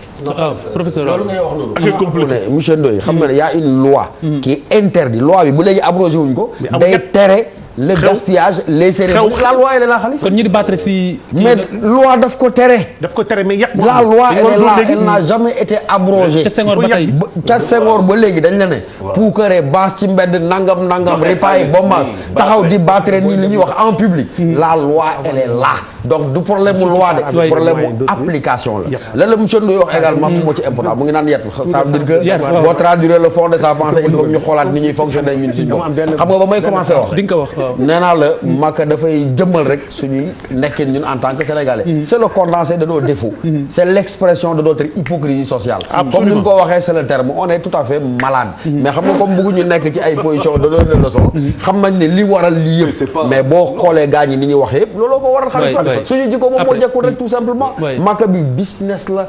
ñi ngay wax dañuy dem 15 fois 20 fois mais dañuy dem pour defi lan Khalifa. demuñ jaamu ji yàlla. c'est un commerce un deal boo xam ne nit ñëpp xam nañ ko mais xam nga loolu li koy régler. comme ni mu ko waxee ñun ñëpp ñu toog xoolante ci biiri bët. nangu ne lii du fi am mais doo gis état waxuma bu Macky bu Ablaye Wade bu keneen bu nangoo jël le risque saa waay biir man tànt ne dafay fii nga ñëw ne ko noonu du fi amee kenn du nangoo jël risque boobu tant que nanguwuñu franchir pas boobu nag. kon Makka gi seetu leen si yàlla. yéen waa Sénégal Makka gi seetu leen si gaa ñi dañ cee seetul yàlla. mais comme la loi est là dama la mais amul benn nguur buy ñeme ne. waajaa ngi tànt di rey ay nagam. kon pourtant yow xam nga ne loi bi daf ko interdire. donc ba léegi ci naxante benn phrase parce que man fi ma nekkoon foofu laa nekk ba léegi man tey agence bi intéressé wu ma c'est-à-dire que délégation bi waaw ñun duñu ay nitu diine yu mag nag mais suñu interprétation de la chose mooy par exemple dañu ne il faut nga am moyen wu dem mais bu dee bu ma papis xoolee ma neex ko mu jël ay moyens teg ko ci table bi ma dem fii en réalité. te fayoo say bor. non en réalité mooy man aw ma moyen je pars avec les moyens de Papis et est-ce que loolu remettre en cause même le sang non. mais prestige bi la mooy ngeen tuddee prestige bi dem na mag Khalifa doomu laa lay wax dégg man la. mais bu la ko Papis may rek yaa ko moom. non dama ne yow déggoo li ma la wax dama ne avoir les moyens boo nee dama am moyen wu dara mooy am naa ko mooy fay naa sama luyaas ba pare fay naa sama courant ba pare. mais gis nit bu am problème bu courant nga jox ko billet màkk loolu moom laay wax nii. c'est-à-dire que kooku amul moyen. gis naa ko xuloo ki def ma soxor du ma wooy Adja. du ma wooy Adja. waaw c'est le prestige loolu dañuy dem ba boo dul ki Adja diw. waaw wala El Hadj diw da nga ko saaga. pour vous dire que léegi aj màkk non c'est vrai léegi aj màkk. alors que Adja on précise juste que Adja ak El Hadj bi du titre. c'est pas c'est le pèlerin n'est-ce pas. mooy kuy tukki. mooy kuy voilà c'est ça. bu ñu am problème mu courant daal dem màkk. Sénégal xam nga lu naqare aj màkk bi. des na benn point de biir aj màkk bi courage moo koy régler. en tout cas il faut que état bi koy def nii tey. moom mu nangu ni du ci am intérêt. parce que pour mu am yàqu-yàqu du nit ki jóge fee moo koy def. ki koy organiser ba koy muy état. li professeur dafa am solo état parfois dafay ragal la. waxuñu loo mais non dama ne sëñ bi état nag bu dee ba ragal moom démissionné ko war. état wu ragal population. non sensibilité. non waru ko waaye ba tere ngeen. bi ñu fi attends dégg nga wax la. bi ñu fi njëkkee di ay maire di dindi fi ay marchands ambulants dañuy wax naan dañuy daanu est-ce que daanu nañ. nit ki ne day gëm yàlla. kon mat na. booy liggéey ci réew da ngay gëm yàlla. lépp mat na mayel Charles. yàlla Charles bismillah. damay tënk man ba ma koy wax dama ko tàmbalee. c'était simple dama wax foi mooy lu ngay wax. du ma xaar ba am 70 ans 65 ans pour yem parce que suma foi du 65 ans lay ñëw. non parce que déglu leen ma non attention da ngeen di ma bàyyi ma wax. parce que am na koo xamante ne dox na 9 ans jóge Makka dox pour ñëw fii 9 ans la ko def 9 ans dox. El Hadj Oumar Foutiyou Tall. le premier xalif. xam nga 9 ans la ko dox. foi dañ doon dox di dem Makka ak di ñëw. mais mënoo am dama la ne da nga ma bàyyi ma wax. da nga ma bàyyi ma wax parce que yéen ñëpp sànq ba tey di ngeen ni après que il a fallu que parce que c'est mon grand. am lu ma tuuti pour ngeen commencer wax. c'est-à-dire da ngeen di gis affaire bi. on n'en était pas là. on n'en était pas là. non non kay ma wax la. il y a faut pas nous attaquer parce que mais je t'ai pas attaqué. non ñun ñëpp ba ma la attaqué nga. non waxal li nga wax ba ma la attaqué nga tas xajuma si ba ma lay attaqué nga tas xajuma si yow. dëgg bi. c'est-à-dire on a une vaste plaie xajuma si yow bàyyi ma on a une vaste plaie ñu toog fii di ko wax nii di ko mais nit ñi dem di dee nit ñi jëw teg seen xaalis mënuñu am lu ñu bëgg ñu leen di naq di leen di kii année en année muy am c'est-à-dire on n'est pas capable comme professeur de toog di se regarder dans le blanc des yeux waxal ni suñuy dëgg dóorante s'il le faut mais affaire bi foog ñu changer ko bon s'il vous plaît parce que waxtu yi moo ñuy waaj a dab léegi boobaa ngi tëbax a dal yow it noonu waxal 2 phrases mu wax 2 phrases benn phrase sax c'est que dama ne contexte bi quelquefois malheur est bon parce que xam nga chance bi état bi am bi nga wax léegi état warul ragal c'est vrai mais chance bi état Sénégal am par rapport ak sensibilité commission délégation bi commission affaires Makka bi ça veut dire que ñëpp tombé d'accord consensus que li fi nekkoon c'est l'occasion ou jamais ça veut dire que état bu Sénégal fii la war a profité wu créer ay textes yoo xamante ne organisation boo xamante ne ñëpp a si ànd d'accord. maintenant il restera qu'à suivre. Oui. ku ko deful comme li président di wax. ñu sanctionné la. ñi ko def dem et puis la vie est belle pour tout le monde. allez 2 mots. mais man xam nga état moo gën a neex mooy cible bi gën a neex pour dóor. c'est-à-dire que moom la man sur ce problème particulier là l'état a fait des erreurs manquement am na. mais man personnellement. je pense que pourquoi mënuñu jàkkaarloo ak Sénégalais bi ñuy seetaan ñu wax ko ni. le problème c'est toi 80% c'est le Sénégalais le musulman comme man. bu ci nekk am yoo xam ne daf ko ci boole te bokk ci te loolu mooy problème fondamental u màkk bi pourquoi on ne dit pas ça à nos très bien wax nañ ko léegi Khalifa réforme bi rapidement rëdd bi yàlla rëdd na jaamu leen ma ko nit bu bëgg a rëdd ci wet gi ci jafe-jafe la ngay dëgg la tey dëgg la léegi li ñuy jeexal rëdd bi yàlla rëdd buñ ko wàccee waaw parce que da ngay gis fii Sénégal yow bu ñu waxantee yàlla rek léeg-léeg nga nit di wax ak yow mu teg nit doomu aadama mu sous-entendre moo dépassé yàlla fii gis nga fi ci réew mi c'est que l'islamu Sénégal moo complexe te ñu nag yoruñu ki l'islam xam nga Sénégal état aussi mënul tëb rek régler islam dafa am ñee ñu ngànk diine ci réew mi il faut que moom ñooñu aussi ñu waxtaan te ñooñu ko ngànk aussi malheureusement bu ñu waxoon sax bu ñu waxee sax nga gis ci mbedd mi fii commenté ko Sénégal moo jafee lijjanti léegi bu sëriñ bi waxee nga attaqué ko non c'est vrai li bi ma wax nii daf ma fàttali nga dégg un marabout bu yedd réew mi ngeen waaye sëriñ diw la boo ko déglu bu déglootu sëriñ si dégluwuñu état kan la ñuy déglu merci beaucoup Birima c'est important te li yàgg na si réew mi juste pour compléter non li ma bëgg a wax xamul ma doon Charles même rek amoon na fi ñu fi doon wax waa Charles loolu la lay wax nii oui ma non léegi la amatul waa Charles déglu Charles Faye ba mu amee Charles da ngay déglu Charles déglu ñoon di histoire loolu ba mu fi amee li fi nekkoon tey jii moo fi nekkoon parce que maa ngi fàttaliku Oustaz Seck mu naan Baye Lahat bu ne nañu mayee nangam si nangam nañu mayee soxna yi si nangam ñu naan moom de dafa tàngoor sëriñ bi dafa tàngoor vous imaginez donc la fi nekkoon ba tey mu ngi fi loolu dama ko si yokk rek non dama lay wax benn affaire bu fekkente ne man kaay ma wax la dafa am loo xamante ne mais bu ñu leen déglul du sotti président am na lu mu fi wax président am na lu mu fi wax c'est-à-dire on s'est posé des questions fondamentales président nee na fi il faut que ñu dem jàngi il faut que ñu xam wala du kii bu fekkente ne yu ngay wax ni ba foofu 30 ans 40 ans yaa ngi toll si loolu ba tey fa lañu toll de léegi on va terminer si benn aspect léegi dama bàyyi nga commenter li wax ni mais dafa am ci wax ji yëpp dafa am lu ñu bëgg fàtte parce que dañu seetlu ne nit ñi dañuy màkk un mois xam nga aju màkk ñaata fan la 15 jours 10 15 jours 6 jours nit ñi def fa un mois alors commerçant yi nax nañ leen ba daaj leen màkk ne leen boo jëmee Médine da nga fay def 8 jours pourquoi da nga fay def 8 jours mais pour que commerçant yi jaay la nga toog fa di jaay sa xaalis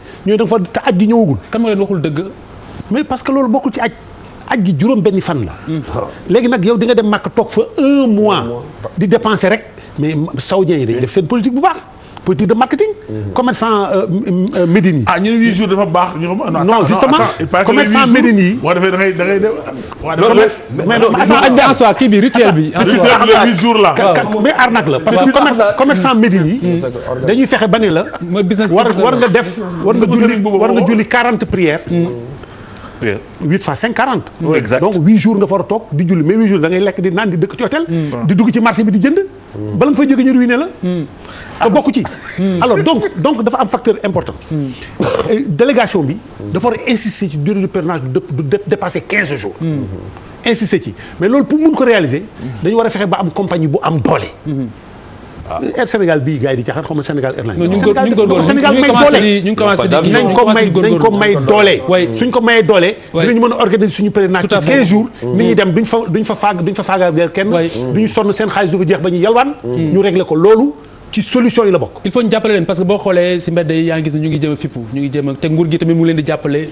ci la bokk nag léegi li ñuy jeexale mooy la question rigueur bi je pense que si chapitre bu nekk énoncé nañ ko yan profil nga njort ne parce que arabisants yi du seen apanage ñoom kese ñoo ko war a mën a nekk teg nañ fi ay militaires ay soldats pour ne rigueur bi la ñu soxla ak ñeneen est-ce que profil bi dafa war a am lu mu méngool. non man li ma gis. wax naa la ko sànq. aj gi ñaari aspect la. c'est l'aspect voyage. et l'aspect rituel. oui. donc soo ko xoolee. c'est manager quoi. il faut un manager. il faut quelqu'un qui est capable de dire dinaa dem tel jour. il met tous les moyens pour dem tel jour. dinaa yóbbu tant de personnes mu def tous les moyens pour yóbbu tant de personnes. L'Arabie Saoudite m'a dit que voilà les critères mu respecter critères yi. c'est pas une histoire de force mais du jeex. c'est pas une histoire de force. c'est pas une histoire de parler arabe. parce que quand tu vas en Arabie Saoudite on parle anglais. Et je vous rappelle pour ceux qui ne le savent pas que Jean Collin qui n'est même pas musulman était commissaire au pèlerinage. Donc c'est pas ça le problème. Le problème c'est de mettre un manager, quelqu'un qui est capable de mettre en place un cahier de charge, de le suivre. Mais il faut ñu diabolisation bi. On va terminer avec toi. waaw bii voilà c'est que dama bëgg ñu xam ne li ñuy diaboliser damay rejoindre tout le président si côté boobu. c'est que dañuy diaboliser moo tax ma wax début bi. que dem Makka mais warul nekk la fin du monde. c'est un voyage qu'on organise. gars yi daf nañ fi lu gën a dis loolu moo tax il faut ñu dédiaboliser. attends Charles laisse-moi mais laisse-le terminer Charles. non il faut ñu dédiaboliser dem Makka bi. très bien. organisation la. def ay charte yu leer. ñëpp tënku si et la vie est belle c'est pas compliqué quoi. dem Makka alors monsieur Ousmane Ndoye maa ngi lay gërëm di la sant. bu fekkente ne nii am na lenn si ndénkaane compte tenu de sa expérience bi nga am. loo war a dénk délégation bees bi ñu bàyyi la nga jeexale ko. de la rigueur. Et du sérieux. Il faut être rigoureux et sérieux. Si on met des gens capables rigoureux managers non avec beaucoup de rigueur dañuy dem parce que Sénégalais bi da nga koy yar soo ko bàyyi ci lu ko neex mu def lu ko neex mais soo ko tegee ci yoon. encadré ko ci yoon bi du ci génn de. dëgg la mais soo ko bàyyee nag ku nekk di tëlli lu waay neex def dëkk bi nag loolu moo ko tas ah. merci monsieur sabar gi tas na bu yàgg lu waay neex def la. merci beaucoup merci en tout cas merci beaucoup aussi. jërëjëf c'était un plaisir merci beaucoup deuxième partie bi si kanam tuuti bu sooy. suñu gan bàyyi ko Washington di imam Washington di imam Cheikh Wali Seck di imam boo xamante ne nii tey ñëw na fi ndax lu bees li nga xamante ne nemmeeku nañu ko ci réaction monde islamique. par rapport ak contexte bi ñu nekk ñëpp xam ko muy contexte boo xamante ne nii ay terrorisme yu kenn xamul lépp ci turu l'islam muy nag du ma ni guléet waaye bariwut ñu dégg voix autorisée ci bu wërngal àdduna bi ci mbirum diine di wax ci la nga xamante ne ni moom moo war a mën a nekk ay gàllankoor wala ay jafe-jafe yoo xam ni loolu moo koy waral ci développement réew loolu moo koy waral ci daluk réew muy stabilité réew. ñu amal daje boo xamante ni fii ci Ndakaaru lu toll ci juróom fukk ak lu ëpp ci ay réew teewe nañu ko ngir waxtaane ko muy loo xamante tamit bi tëgg nañ ci benn manuel boo xam ni livre boo xam ni l'islam la mu doon muy l'islam c'est ak seen 3 points de suspension loolu la ñuy waxtaanee pour xale yi nga xamante ne ni xëy na këf mën na leen a yóbbaale tey jii bu imam waxee du ñàkk ba lépp dana leer ndax diina ji benn la te ku nekk xam ne diina ji du lenn lu mooy damay jël li nga xam ne mooy image Charles Faye ñële dañuy may deret pendant que ñeneen di tuur deret loolu mooy yëfi doomu aadama alimam salaamaaleykum ñu ngi lay dalal. awuzu billahi samiil mina sheytaani rajim bismillahi rahmaani rahim allahumma salli ala sayyidina muhammad wa sallim maa ngi leen di fay. di kontaan ci invitation bi ngeen ma invité fii pour ñu wax ci actualité bi. très bien alors li nga xamante ni wax naa ko sànq mooy daje bi ngeen amal fii ci Ndakaaru du ma ni guléet waaye bariwut lool ñu gis lu mel noonu ba ñu dalee dégg mbir yooyu ba tey ana lan moo ko sabab. dëgg la daje bi li ko sabab foo naa ci weer yi passé Mamadou Ibrahima mosoon na fi invité. puisque boobu ñoom ministre Cheikh Tidiane Gadio dañu organisé woon benn daje. boo xam ni dañu convoqué woon les généraux d'armée et de gendarmerie. pour wax ci paix ak sécurité. donc alors. ba ñu ko defee aussi invité wuñu nitu diine yi invité wuñu yeneen acteurs yi. ba nga fekk ñoom rek ci seen biir la woon. bu booba ci lañ waxoon ni dañu war bu fekkee ni donc dañuy waxtaan ci mbir yooyu. ñu yaatal ka ba ñëpp mën ci wax donc liñ ci xam. puisque terrorisme dafa nekk loo xam ni kenn amul solution bi kenn du gendarmerie du armée.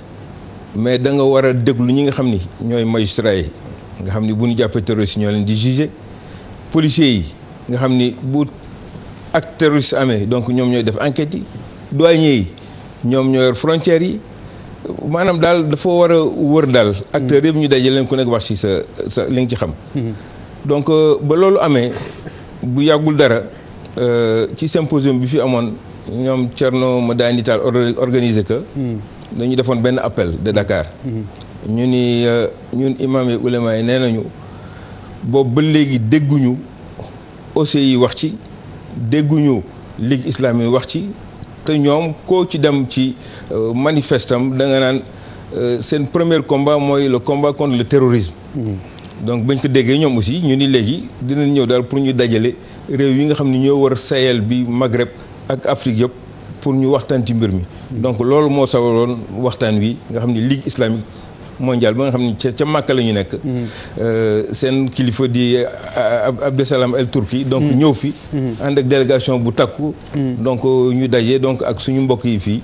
pour waxtaan ci loolu waxtaan wi nag. sénégalais yi kër diine yi borom xam-xam yi ñoom ñëpp donc ñëw nañ ci. ku ci nekk donc wax nga liñ ci xam. bu ñu jógee foofu donc tënk benn plan d'action boo xam ni. pour ñu tëral benn stratégie. donc pour combattre ce fléau. très bien est-ce que mën nga ñu wax rek li nga xam ne moo gën a fës ci la ca jot a génn ci waxtaan woowu balaa ñuy avancer. waaw li gën a fës ci recommandation yi donc wax nañ que ni daal war nañu gën a jàppoo ci suñu biir ñun réew jullit yi. beneen bi wax nañ que ni war nañu gën a ñaax. xale yi donc ci yoon wi nga xam ni donc mooy siraatal mustaqim yoon wu jub bi waaw donc puisque xale yi. comme dégg naa sànq ci seen waxtaan. ko doon wax que ni xale yi buñ leen tàggatul ci diine dañuy réer. te dañuy neex a fëkk. parce que xale boo xam ni dafa lompoñ ci moyen donc amul liggéey mi ngi ci chômage. donc bu déggee ñuy wax kaa ñu dem ñu jox la xaalis nga dem Syrie. pour ñu entraîner foofu donc nga nekk jihadiste donc day topp loolu rek. donc ba tax na yooyu daal waxtaan yooyu donc la ñu tëral ñu di léegi war na am coopération entre. université yi ak fondation yi. ñu dimbali donc jullit yi nga xam ni donc bëgg nañu daal gëstu ci seen diine. puisque li ko indi yëpp mooy dafa naa am na kooku wax sànq ñàkk jàng rek. ñàkk jàng. ñàkk jàng. islam boo ko gëstuwul. jànguloo sa diine. nan la tëddee donc mënuloo da ngay dëkk ci réer. dëkk ci réer ba lépp loo xam ne daal daf lay dugal ci ay tooxi doon rek ci yoon boobu rek ngay nekk. très bien. très bien dinañ si ñëw léegi waa Birima. waaw Khalifa maa ngi nuyu imam bi di la remercier aussi parce que vraiment chaque jour nga génn lu bees ci émission bi donc dem ba invité imam New York fii lu am solo Washington donc ñu ngi nuyu waa Washington yëpp di la ziar. Khalifa gis nga nit. day am royukaay. royukaay bi ci jiitu sax. ñu njëkkee say waajur. nga seetlu sa doom buy commencé dox loo tàmbali ko def sa kër sa doom bu ñëwee dafay daal di commencé def. donc xale dafay am royukaay. te tey li yàlla gën a bëgg li nga xam ne tey ñun jàpp ñun ñuy jullit jàpp nañ ni moom moo gën a kawe ci kàddu. soo taxawoon tey Tour Eiffel daal di ne Allahu akbar la ñu rey la. xam kon àddina oratul de. non dama ni ku ko def moom tëdd. oratul waaw. te xoolal kàddu gi yàlla gën a fonk. kon yëf yi dafa dépasse sax dañuy def yëfu nit rek mais yëf yi dafa kawe fi mu ne fi mu toll. dañoo noot l'islam te malheureusement ñooñu di créé sëriñ su bees soo si génn lañ ci àdduna bi. ñiy jógee Arabie Saoudite ñu yor réew yi am alal. war a aar l'islam dañ ko aarul. créé ñu ay télévision yu ñu yeewee xale yi xoolal tey am na dëkk yoo xam ne tey américains yi am na ñoo xam ne xamuñu l'islam xamuñu sax lu am na ko dund ba dégg su dégg Allahu akbar. donc suñ ko wanee ne ko l'islam égal day rey ki rey c'est un musulman day jàpp ni tous les musulmans ay reykat nit lañ. ki xam parce que xamul sax luy l'islam donc dañ ko gëmloo dañoo bàyyi occidentaux yi ñu jël seen rajo yi seen télévision yi gëmloo àdd bi nëxal leen a nëxal ba dañoo dem ba gëm tubaab yëpp a gëm tey ni l'islam égal assassin. ñun ñi nga xam ne réew jul lañ am yor ay milliards yor ay pur pétrole ñu ñuy au lieu que ñu jël alal jooju aussi liggéeyal ci l'islam mais ña ngay au contraire di enrichir tubaab yooyu pour ñu gën a yàq l'islam donc en réalité c'est l'islam donc man li fi des gis nga li naan boo demee ba xamatoo fa nga jëm. da ngay dellu fi nga jógee. man Sénégal parce que rek sama kàddu mënul dem ci àdduna bi man na yam nag ci Sénégal gii. man de mën naa wax fii di la gis ba keroog àddunay tukki télévision laay waxee. doo dégg ñuy la kii taalibu Serigne Touba la. wala kii taalibu El Hadji Malick la. wala kii sëtu yonent bi baax xoolal Sénégal ñaata sëtu yonent bi ñoo fi nekk. ñaata shérif yu baax ñoo ne ci réew mi. deret yonent daw ci ñoom. doo gis seenu taalibe nit ñu baax gi ci réew mi fii. doo ci gis mag ñi liggéey nañ ñoo xam teg nañ fi yoon yoo xam ni doo gis seenu taalibe bi mukk ku xam ku leen gëm nga yor ay bomb di rey ay nit man loolu maa la ko wax fii doo mës a dégg te da nga wax la loo bëggoon aussi wax ko Sénégal yow miy wax ci àdduna bi nañ jël benn jihadiste jël kaamil alxuraan teg télévision teg ko ne ko jàng ko mënu koo jàng bari na si. non ko doog nga xam ni kon dañuy tooñ. mais c'est pas des musulmans. très bien alors Papis. waaw man sujet bi moo passionné la affaire du terrorisme. imam dama bokk ci sénégalais wala ñenn ñoo xamante ne saa yu ñu tëdd ne comprendre nañ terrorisme bu ñu yeewoo xam ne xamuñu ci dara. parce que day am lu beesaat loo xam ne xamoo fu mu jógee origine beeg melokaan bi da nga wax léegi lu am solo nga wax ci wàllu jàng bi quoi li ñu war a enseignement yi. may seetaan benn documentaire sur terrorisme. ma gis un imam de Montpellier. mu jàng ba pare defaat 7 ans de théologie 7 ans juróom-ñaari at ma koy jàng.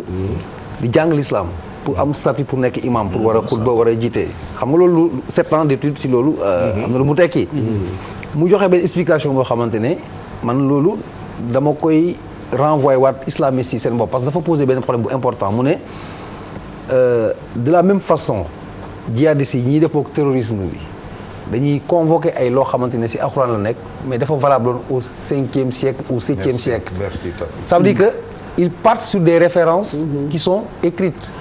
si loolu la ñuy jël utiliser ko expliquer seen geste. mu ne c'est pas conforme à l'évolution de l'islam mais maintenant bu ñu tollee foofu léegi les problèmes jàng day am mais ñi jàng ñi nga xamante ne ñoo xam utilisation bu baax bu islam mais fan la ñu nekk ñu ñoo war a jàngale beneen jàngale boo xamante ne day contredire li nga xamante ne dañ ko teg ci ay références qui ne sont plus valables parce que moom imam la moo tax ma gëm li mu wax ma dëggu ma nangu li mu wax c'est pertinent donc njàng bi bu ñu jàngalewul ñi jàngul mais ñee seen doole day gën a bëri dans l'obscurantisme parce que man li ma si jaaxal moo tax ma ne chaque jour ma tëdd ne comprendre naa te comprendre ma parce que ñoom ils convoquent des références qui existent dans le Coran xaw ma ban siècle ou ban période ñu ne lii moo tax ma rey nit bi mais yow nan ngay waree mun a expliquer nii waroo koo reyee nit comme ça loolu jàngale la c'est l'OCI c'est la Ligue islamique moi je crois que maintenant l'islam bokk ñi nga xamante ñoo loolu moo tax c'est inédit c'est important c'est à ces gens-là de dire ñoo war a jàngal nit ñi pourquoi kii li muy wax tegul fenn mais boo ko jàngul noo koy mën a contredire c'est pas possible absolument alors Bouba quoi mais Khalifa waaw man en fait man fi may njëkk a waxee damay nekk sax si lii ñëw biri ma tuuti parce que aussi Sénégal la ñu juddoo yaroo fi màggee fi on ne peut que être fier de notre pays quand même xam nga ay du yem ci boppu borom mais en ce qui concerne le Sénégal on peut pas aujourd'hui xool benn regard critique par rapport en tout cas ak lu ñuy wax terrorisme parce que yàlla baaxee nañu baaxee boo xam ne lu ne mën nga ñu ko critiquer waaye suñu gëm tarixa yi fi nekk ak ni ci nit ñi tegee seen bakkan nañ ci sant yàlla je pense que terrorisme bi ñuy menacé fii c'est pas tombé du ciel gars yi xëyuñu rek ne dañuy rey nit ñi amu fi donc c'est un faux débat au départ parce que amagu fi yàlla bu mu fi am en tout cas amagu fi te li ñu bi ñu juddoo ba léegi comme ni mu ko waxee rafet nañ ci njort te bu ñu doon juger suñu réew loolu la mais li ci ëpp importance mooy xam nga ak jamono bi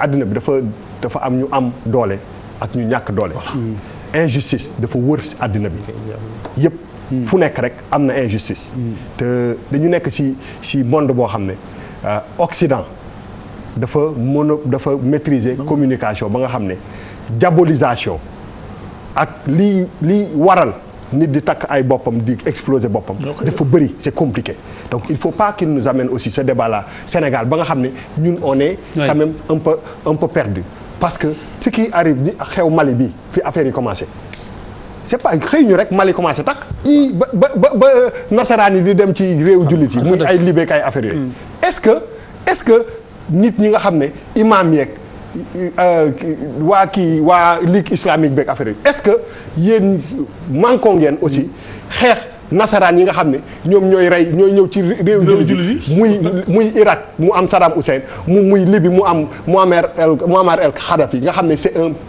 dirigeant symbolique de l'Afrique. Même Tchad à peu près. Non ak Tchad. ñuy jël ci suñu njiit yooyu nasaraan yi ñëw fa jiñ leen lu ñu amul rey leen ak rey yu metti yi gën a metti amul kenn ci yéen yoo xam ne dajaloo ngeen en tout cas dóor li ñu war a dóor.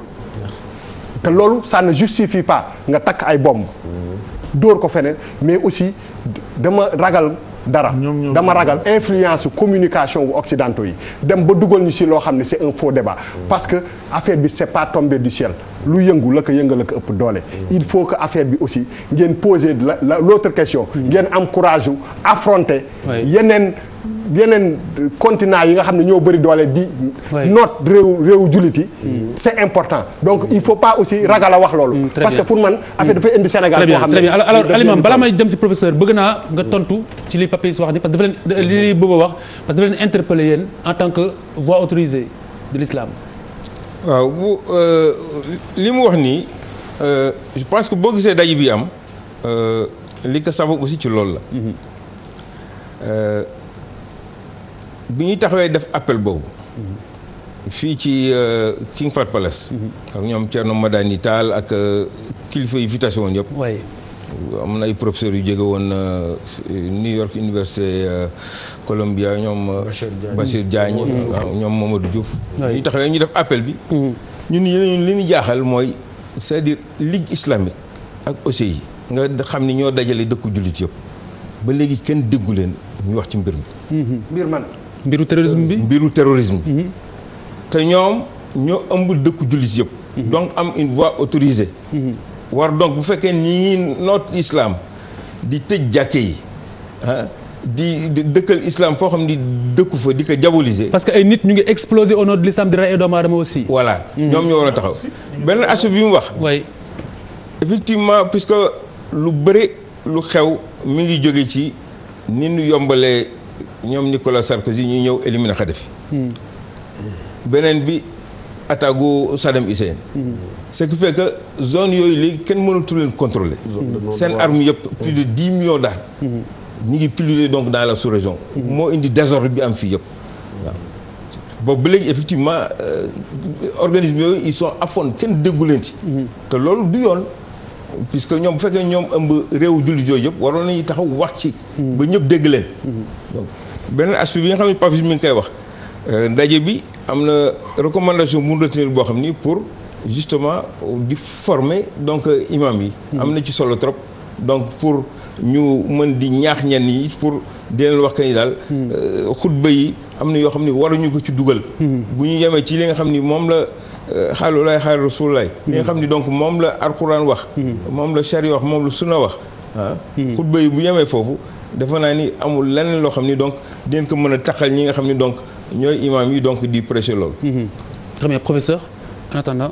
waaw xanaa bon liñ ci waxoon rek lañ ciy waxaat peut-être li bees mooy ñoom angle biñ ko envisagé au niveau de la Ligue mondiale mais ku nekk xam na ne terrorisme en tant que tel déjà ñaari facteur benn bi si ñun jullit la parce que suñu désunion déjà moom moo njëkk a rendre possible loolu beneen élément bi également mooy li Papis doon junj mooy maanaam travail bi nga xam ne au niveau intellectuel nit ñi war nañ ko def pour wane jëmmal l'islam naka la war a mel en tant que tel travail boobu la ñu raté c'est vrai que la jëkk a jur terrorisme ku nekk xam ne lan la déséquilibre la désordre bi nga xam ne moom moo am ci monde bi discrimination yi nga xam ne moo ci am ci monde bi légitime ma ko mais forme de réponse la boo xam ne il faut ñu jël ko en charge li booba doon junj léegi mu nekk genre forme d'européocentrisme triomphant maanaam muy ci wàllu aada muy ci wàllu cosaan muy ci wàllu diine benn modèle mooy imposé wu mooy modèle occidental beneen façon xelaatin beneen façon pratique religion boo xam ne bokkul ak booba dañ koy keer l'islam ni tax mu nekk ci digg bi wax nañ ko fi répété ko mooy dafa nekk au centre des contradictions du monde actuel maanaam doole l'islam bi mu am fi mu nekk nii mel na noo xam ne yegg na foo xam ne en tant que tel nit ñi dañuy am tendance di ko utiliser di ko instrumentaliser muy défendre ay causes yoo xam ne ni ñu ko waxee jotewul dara ak l'islam kon boo buggee régler terrorisme doo ko restreindre simplement ci dimension religieuse bi mais da nga koy jël en rapport ak monde bi ni mu tëddee d'abord parce que Occident moom moo enfanté terrorisme Occident moom moo jox nit ñi l'occasion pour ñu revendiquer ay identités yoo xam ne bokkul parce que dañoo dem comme ni mu ko waxee am na président français bon xëy na bu mën naa ko tudd l'ancien président mu naan la religion des barbus n'est pas drôle maanaam diine l'islam daal mooy mu ngi noonu xam nga bu demee bokku yegg chef d'État nga xam ne fi nga toll ca station ba nga mën a taxaw naan d'abord la religion des barbus man xaw ma lan mooy religion des barbus mu ne la religion des barbus n'est pas drôle mooy maanaam et il dit même je ne serai pas heureux d'être ensemble avec eux donc mu ngi mel ni ñoom ci seen bopp nañ leen façonner intellectuellement ci seen structuration mentale dañ leen ne benn dundin moo fi nekk mooy bu Occident bi benn diine moom moo fi nekk mooy bu Occident bi diine bële moom ay poseur de bombe rek lañ mën a doon donc bu fekkee yow da ngay xeex liñ war du nekk ay institutions rek ñoom ñoo koy jël en charge parce que les institutions officielles de l'islam ni ko buuba junjee dañoo échoué toutes les institutions officielles OCI Ligue mondiale nangam ñi ko mën a jël en charge mooy les intellectuels yi nga xam ne c'est des intellectuels musulmans mu mel ni Tariq Ramadan mën naa ko tudd mu mel ni ki nga xam ne fii la cosaanoo di Souleymane Bachir Diagne di jàngale fële la muy wooyee l'islam des lumières di ko opposé ak l'islam des ténèbres encore que islam des ténèbres amul mais utilisation islam ba mu niroog ténèbres donc combat bi c'est d'abord un combat intellectuel boo xam ne da ngeen di war a ne ñee boo gisee ñu koy caricaturer toujours day poursuivre seen hégémonie culturelle seen hégémonie intellectuelle di wane ne amul beneen façon nekkin boo xam ne mooy bu Occident bi donc deux niveaux yooyu ngay agir bu fekkee mën ngaa régler problème mais la ca des comme ni la ko waxee parce que c'est important c'est un problème un peu plus global qui est lié au fait que monde bi ci boppam dafa yàgga inégalitaire dafa yàgga déséquilibré mu alimenté parce que xoolal fa mu juddoo ca banlieue yooyu lay juddoo ca zone ya nga xam ne dañu néew doole ci lay juddoo crise identitaire su ko defee ñu récupérer ko mu nekk une manière d'être qui n'a rien à voir avec l'islam mais c'est un combat boo xam ne li may wax mooy l'islam officiel bu dee l'islam officiel mooy Ligue mondiale mooy OCI nangam ils ont totalement échoué parce que kenn du leen dégg amuñ benn position boo xam ne dinañ ko def pour par exemple di bind ay téere yu mel nii c'est important mais en tant que tel oustaz nga baal ma bind ay téere yu mel nii ça ne règle pas tellement le problème il faut dire que ngeen na nga investir les médias investir les zones de communication yi ñu teg ci àdduna bi pour mën a gën a bien alors Charles di nga réagir juste après Charles waaw c'est vrai professeur l'économie gouverne le monde et la politique sert les intérêts de l'économie moo fi kooku benn réalité la ñëw taxaw si benn plage à Bassam li nga làkk lu mu doon nii mooy lu mu fi wax mooy lu ma tënk daal lu mu wax lii waaw économie waaw moo indi lu bëri lu ñuy libi koom-koom daal maanaam moo sabab lii lépp utum koom-koom français la ma gën a yomb léegi nag ñëw gars yi dañu fi tere tubaab bi quoi waaw mais man kan lu ma ko tere kan moo ko décrété quand même je suis un homme libre mais booba daf ma moom ba di ma jàkkaarloo c'est en wolof bàyyi man nag booba ñooy ànd tous les jours tous les jours su ma copain bokkuñu ay Agalil le sujet est grave Agalil dem Bassam génn sa fetol rey fa ay nit au nom en Côte d'Ivoire de waaw Bassam rey fa ay nit en disant Allahu Akbar nga foog ne que servir nga le Coran et servir nga l'islam il faut que nit ñi am lu ñu lay xoolee il faut que nit ñi ragal la dëgg dañ koy wax Papis wax nga dëgg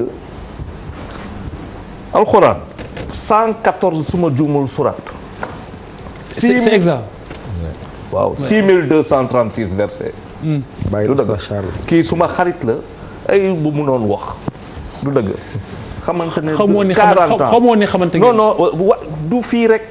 C'était un grand sportif. Ah bah très bien bon on poursuit. du fii rek ba feneen. États-Unis je découvre oui. 6200. 77 plus de 77 000 mots. ci biir alxuraan nga war ko jàng. Papis nga wax benn affaire bu am solo mooy dans le texte sacré mu am loo xamante ne si jamono yooyu la woon mu am loo xamante ne si tey la. Vivre le Coran, servir le Coran, est-ce que c'est le vivre de la même manière qu'en 500 ou au 6e siècle ou au 7e siècle? Certainement pas. Bu fekkee dañuy toog di wax philosophie, vivre son époque, mieux vaut ressembler à son époque qu'à son père. Est-ce que cela fait de moi le non-fils de mon père? Non. On dissertera plus tard. Non, mais justement dafa am philosophie boo xamante ne c'est très facile. C'est très facile. Man dafa yomb tellement pour man.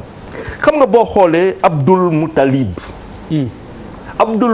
dem si benn gox Nejran du dëgg ba mu fay ñëw foofu ñu nettali ko benn histoire ne ko fii non dama lay wax daf lu am solo la pour nga xam pourquoi catholique je suis fasciné ça pourquoi catholique bi ak catholique yu bëri war nañu xam fu mu jógee dëgg la ba mu fa ñëwee ñu nettali ko benn histoire ne ko fii daal gox gi daf fi amoon du nawas benn roi. rey na fi entre 20 000 40 000 chrétiens. yoo pourquoi parce que ñoom dañu gëm yàlla ak Insa. mu ne leen tuub leen ñooñu bañ mu rey la.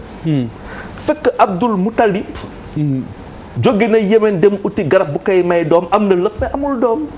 bu mu gisee loolu dak ne kii yàlla bi kii ak Insa bi ñii jar na ma fa la commencé laaj mu ne nag di laaj ay soxlam. bu ma amee benn ñaar ñett ba fukk. le 10e dama koy égorger. 10e bi nekk Abdallah. non je suis. attendez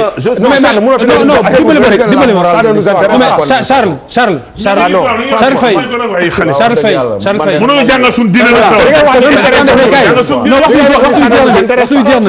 ce qui est intéressant mooy derrière la bala. la morale solal nañ ko sutaan donc frère Charles. Pierre solal na la sutaan léegi nii. Je vais vous dire quelque chose. Voilà une réaction. C'est symptomatique de quoi? Elle est agressive. Ah. Voilà une réaction agressive. Non, qui ne s'adresse pas. Non. La preuve. Non. Dama la nekk. Ça veut dire quoi? Ça veut dire que. Si on dit que l'islam est agressif. Non. Loolu yow Birima. J'ai pas compris. Si on ne se connaît pas. Oui. Bu fekkente ne xamuma la. oui. dama lay ragal bu fekkente ne yaa ngi indi loo xam loolu moo fi xew loolu tax ma commencer par ne l'économie gouverne. La politique sert ses intérêts. Très bien. Ça veut dire que mais gars yi démocrate leen bàyyi leen fi wax. Non, s'il vous plaît, ça veut dire quoi? Ça veut dire il faut quoi qu'on dise, on est sur des idées. Quoi qu'on dise. Oui. Il faut qu'on apprenne à vivre ensemble dans ce monde. Oui. Sénégal dafa régler problème boobu. Kan la ko Sénégal régler? Le vivre ensemble. Non. C'est le vivre ensemble. Non. Merci, Papis. Mais on n'est pas d'accord. S'il vous plaît. Attendez. Non, je vous ai écouté. On a 5 minutes, laissez-le parler. Parce que nous aussi on va parler.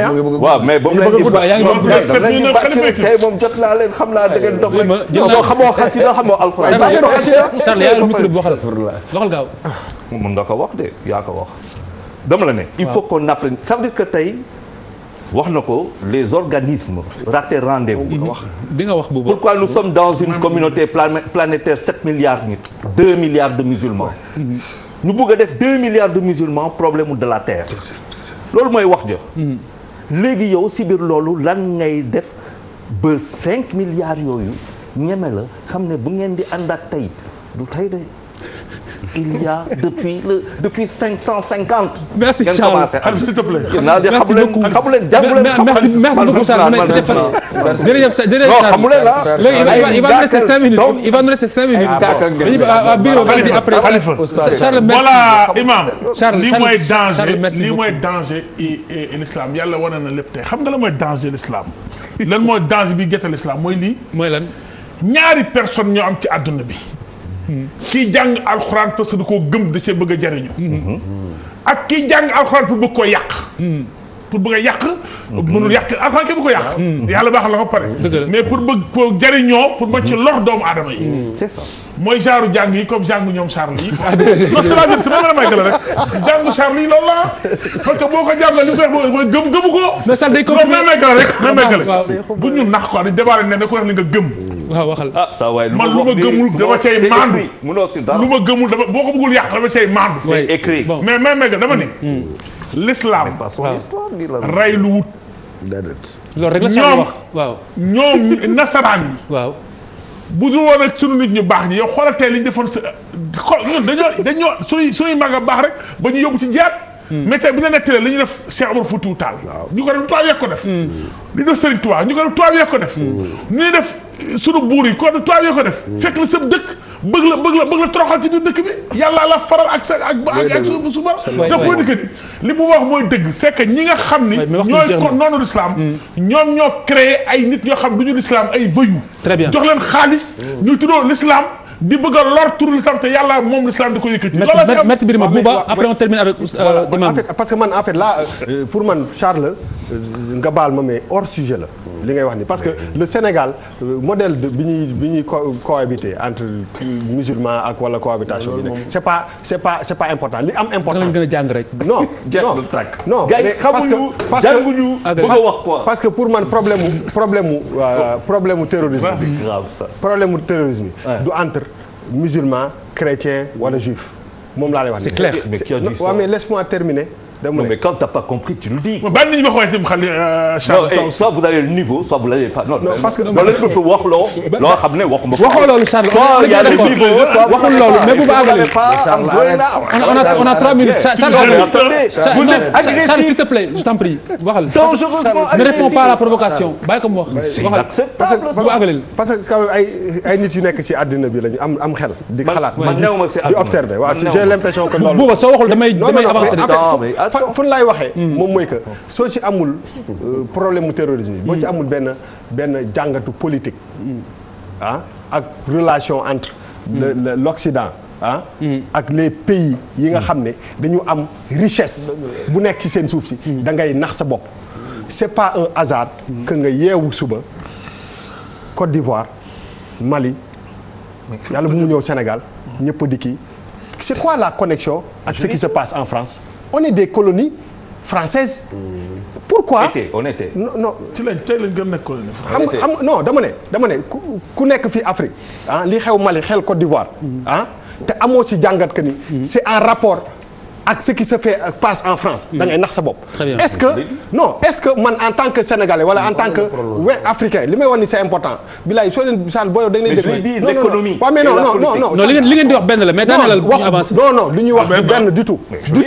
dama ne man du ma nekk Afrique fii nekk Sénégal am jàngatu li xew Afrique que ni est-ce que c'est pas aussi une façon de ñu dugal ñu ci benn guerre boo xam ne wala ci benn bataille boo xam ne suñu yoon nekku ci. nasaraan yi dañu am ay stratégie yu doy waar yoo xam ne doo ko gis nii. dara dina xew fii ñu ñëw taal suñu dëkk yi fekk du waa dëkk bi ñoo ko taal. te loolu président boo demoo ci Thomas Sankara. qui n'a rien à voir avec ça boo demoon fa mu tëdd boo revenir en arrière mercenaires yàgg na am Afrique di fi jëlee président yàgg na fi indi loo xam ne di suñu problème.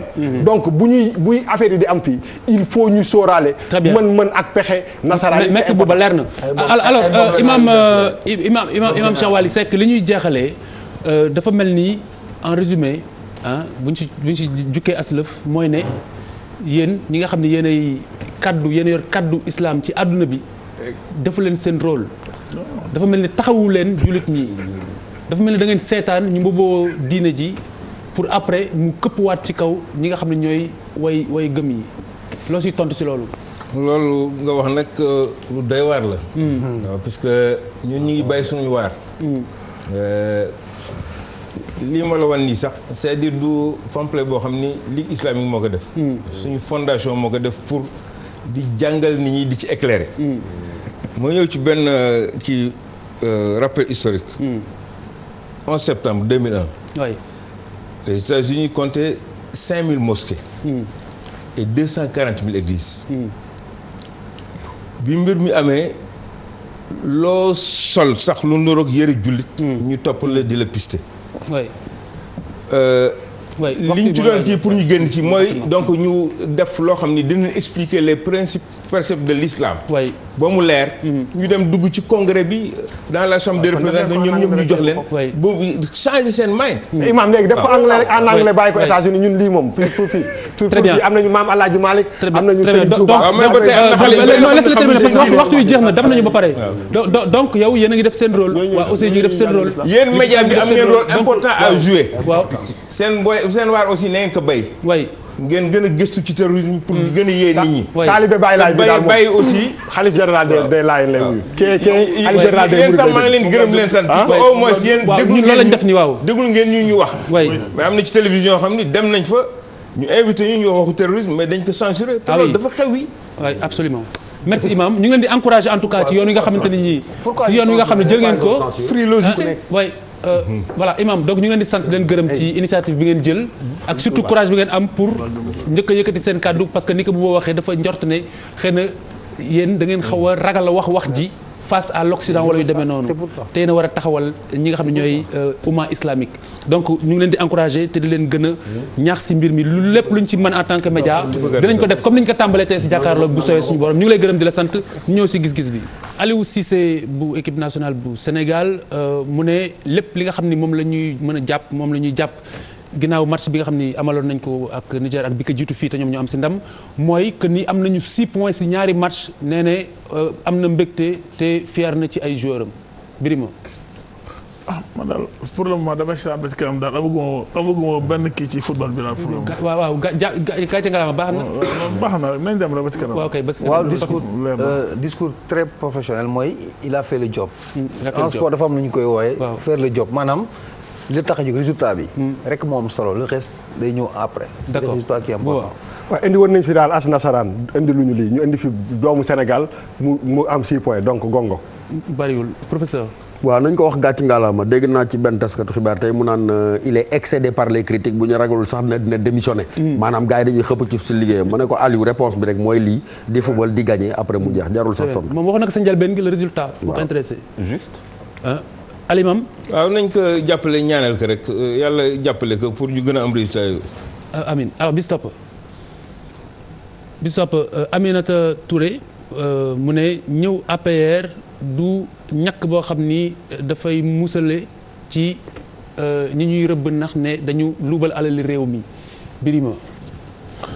waaw xam nga parti moom parti la. alalu réew mi la man li ma d'accord mooy ku jël alalu réew mi ba ñu xam ni da nga ba yoon nangoon ni da nga jël alalu réew mi dañ laa war a topp. très bien yaa xam nga nekk APR yaa xam nga nekk PS. leer na yaa xam nga ne foo mën di nekk dañ la war a topp. Papis. waaw c'est logique sénégalais fu la neex mën nga bokk waaye yoon tamit ñëpp si war a yem. man de APR def na fi 4 ans bu dee commencé wuñu bu fekkee ni ñii dañ leen ñenn ñi dañ leen soupçonné ñu jël affaire boobu ba léegi benn nit lañ fi ñu téye ko fi 4 ans après ngay seet ñii duñu gis dara. professeur. waaw la ma waxoon rek buñ ko yemalee ci Karim Wade dina xaw a tey xel. kon nag nañ ko ne liggéey bi rek. waaw jarul wax ci. Charles. heureusement. Alimam.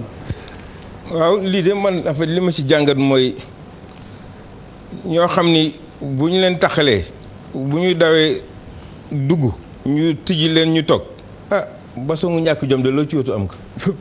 j'ai pas compris expliquez-moi je comprendre moom.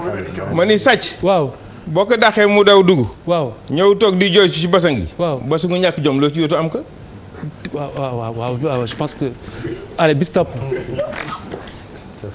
alors Racine Talla mooy directeur général bu RTS mu ne temps d'antenne yi maanaam bërëb jamono yi nga xam ne moom la ñu def ci antenne yi normalement waa CNRA ñoo ko war a organiser ñoo ko war a superviser contrôler ko te loolu amul woon bokk mooy ci référendum bi nga xam ne moom la ñu passé ak campagne ba ca àndoon Birima. man rek maay njëkkee. Birima bu ma njëkkee tamit toi tu es un premier tu es un leader. RTS ngi doon génne gis nga fi RTS ngi génne li muy génne RTS moom de tout le temps bu ñu naxantewul rek. ci Abdou Diouf ba léegi opposition da koy critiquer. loolu moo fi mu am te man jàpp naa ni du gaaw a jeex loolu. waaw c'est son opinion voilà. embauché ma ci commentaire quoi. RTS de bu Racine Talla bi ndegam les citoyens lambda lay censurer assurément man je suis parfaitement d'accord que opposition bi non laissez-moi terminer opposition bi par rapport ak temps d'antenne bi ils ont été. yow dañu censuré non déggoo ma ne la. RTS. yamalewul. bon waaw moom en tant que directeur ñu fàttali ko rek sa mission de service public. sa mission d'équilibre et d'équité dans le traitement de l'information mu doon luy jëriñ askan wi. parce que RTS alalu réew mi ñëpp la na tëddee njaaxaanaay. waaw Charles. Sénégal tok-tok. Sénégal tok-tok. Alimam. waaw man de li ma ciy xam mooy. c'est-à-dire ni nga ko waxee sànq rek. nit da ngay gëm yàlla. Racine yaa ngi may dégg. ñun ñu doon liggéeyandoo sama xarit nga invité nga ma émission Le Point moo wax fa ci terrorisme nga censuré ko. il s'agit ça d'accord bon de toute manière mënoon buuba yàq may fit pour wax loolu. wala yàq gën a dolli. bon ñu ngi lay gërëm di la sant bon xam naa ni le sens de la responsabilité parfois tamit dafay niroog censure mais yàlla rek walaahu taala ahlam al oustaz merci beaucoup imam Cheikh Waly Seck ñu ngi lay gërëm di la sant imam bu Washington doon waxtaan ak ñun ci jamono ji nga xamante ne nii contexte bi ñëpp xam ngeen ko.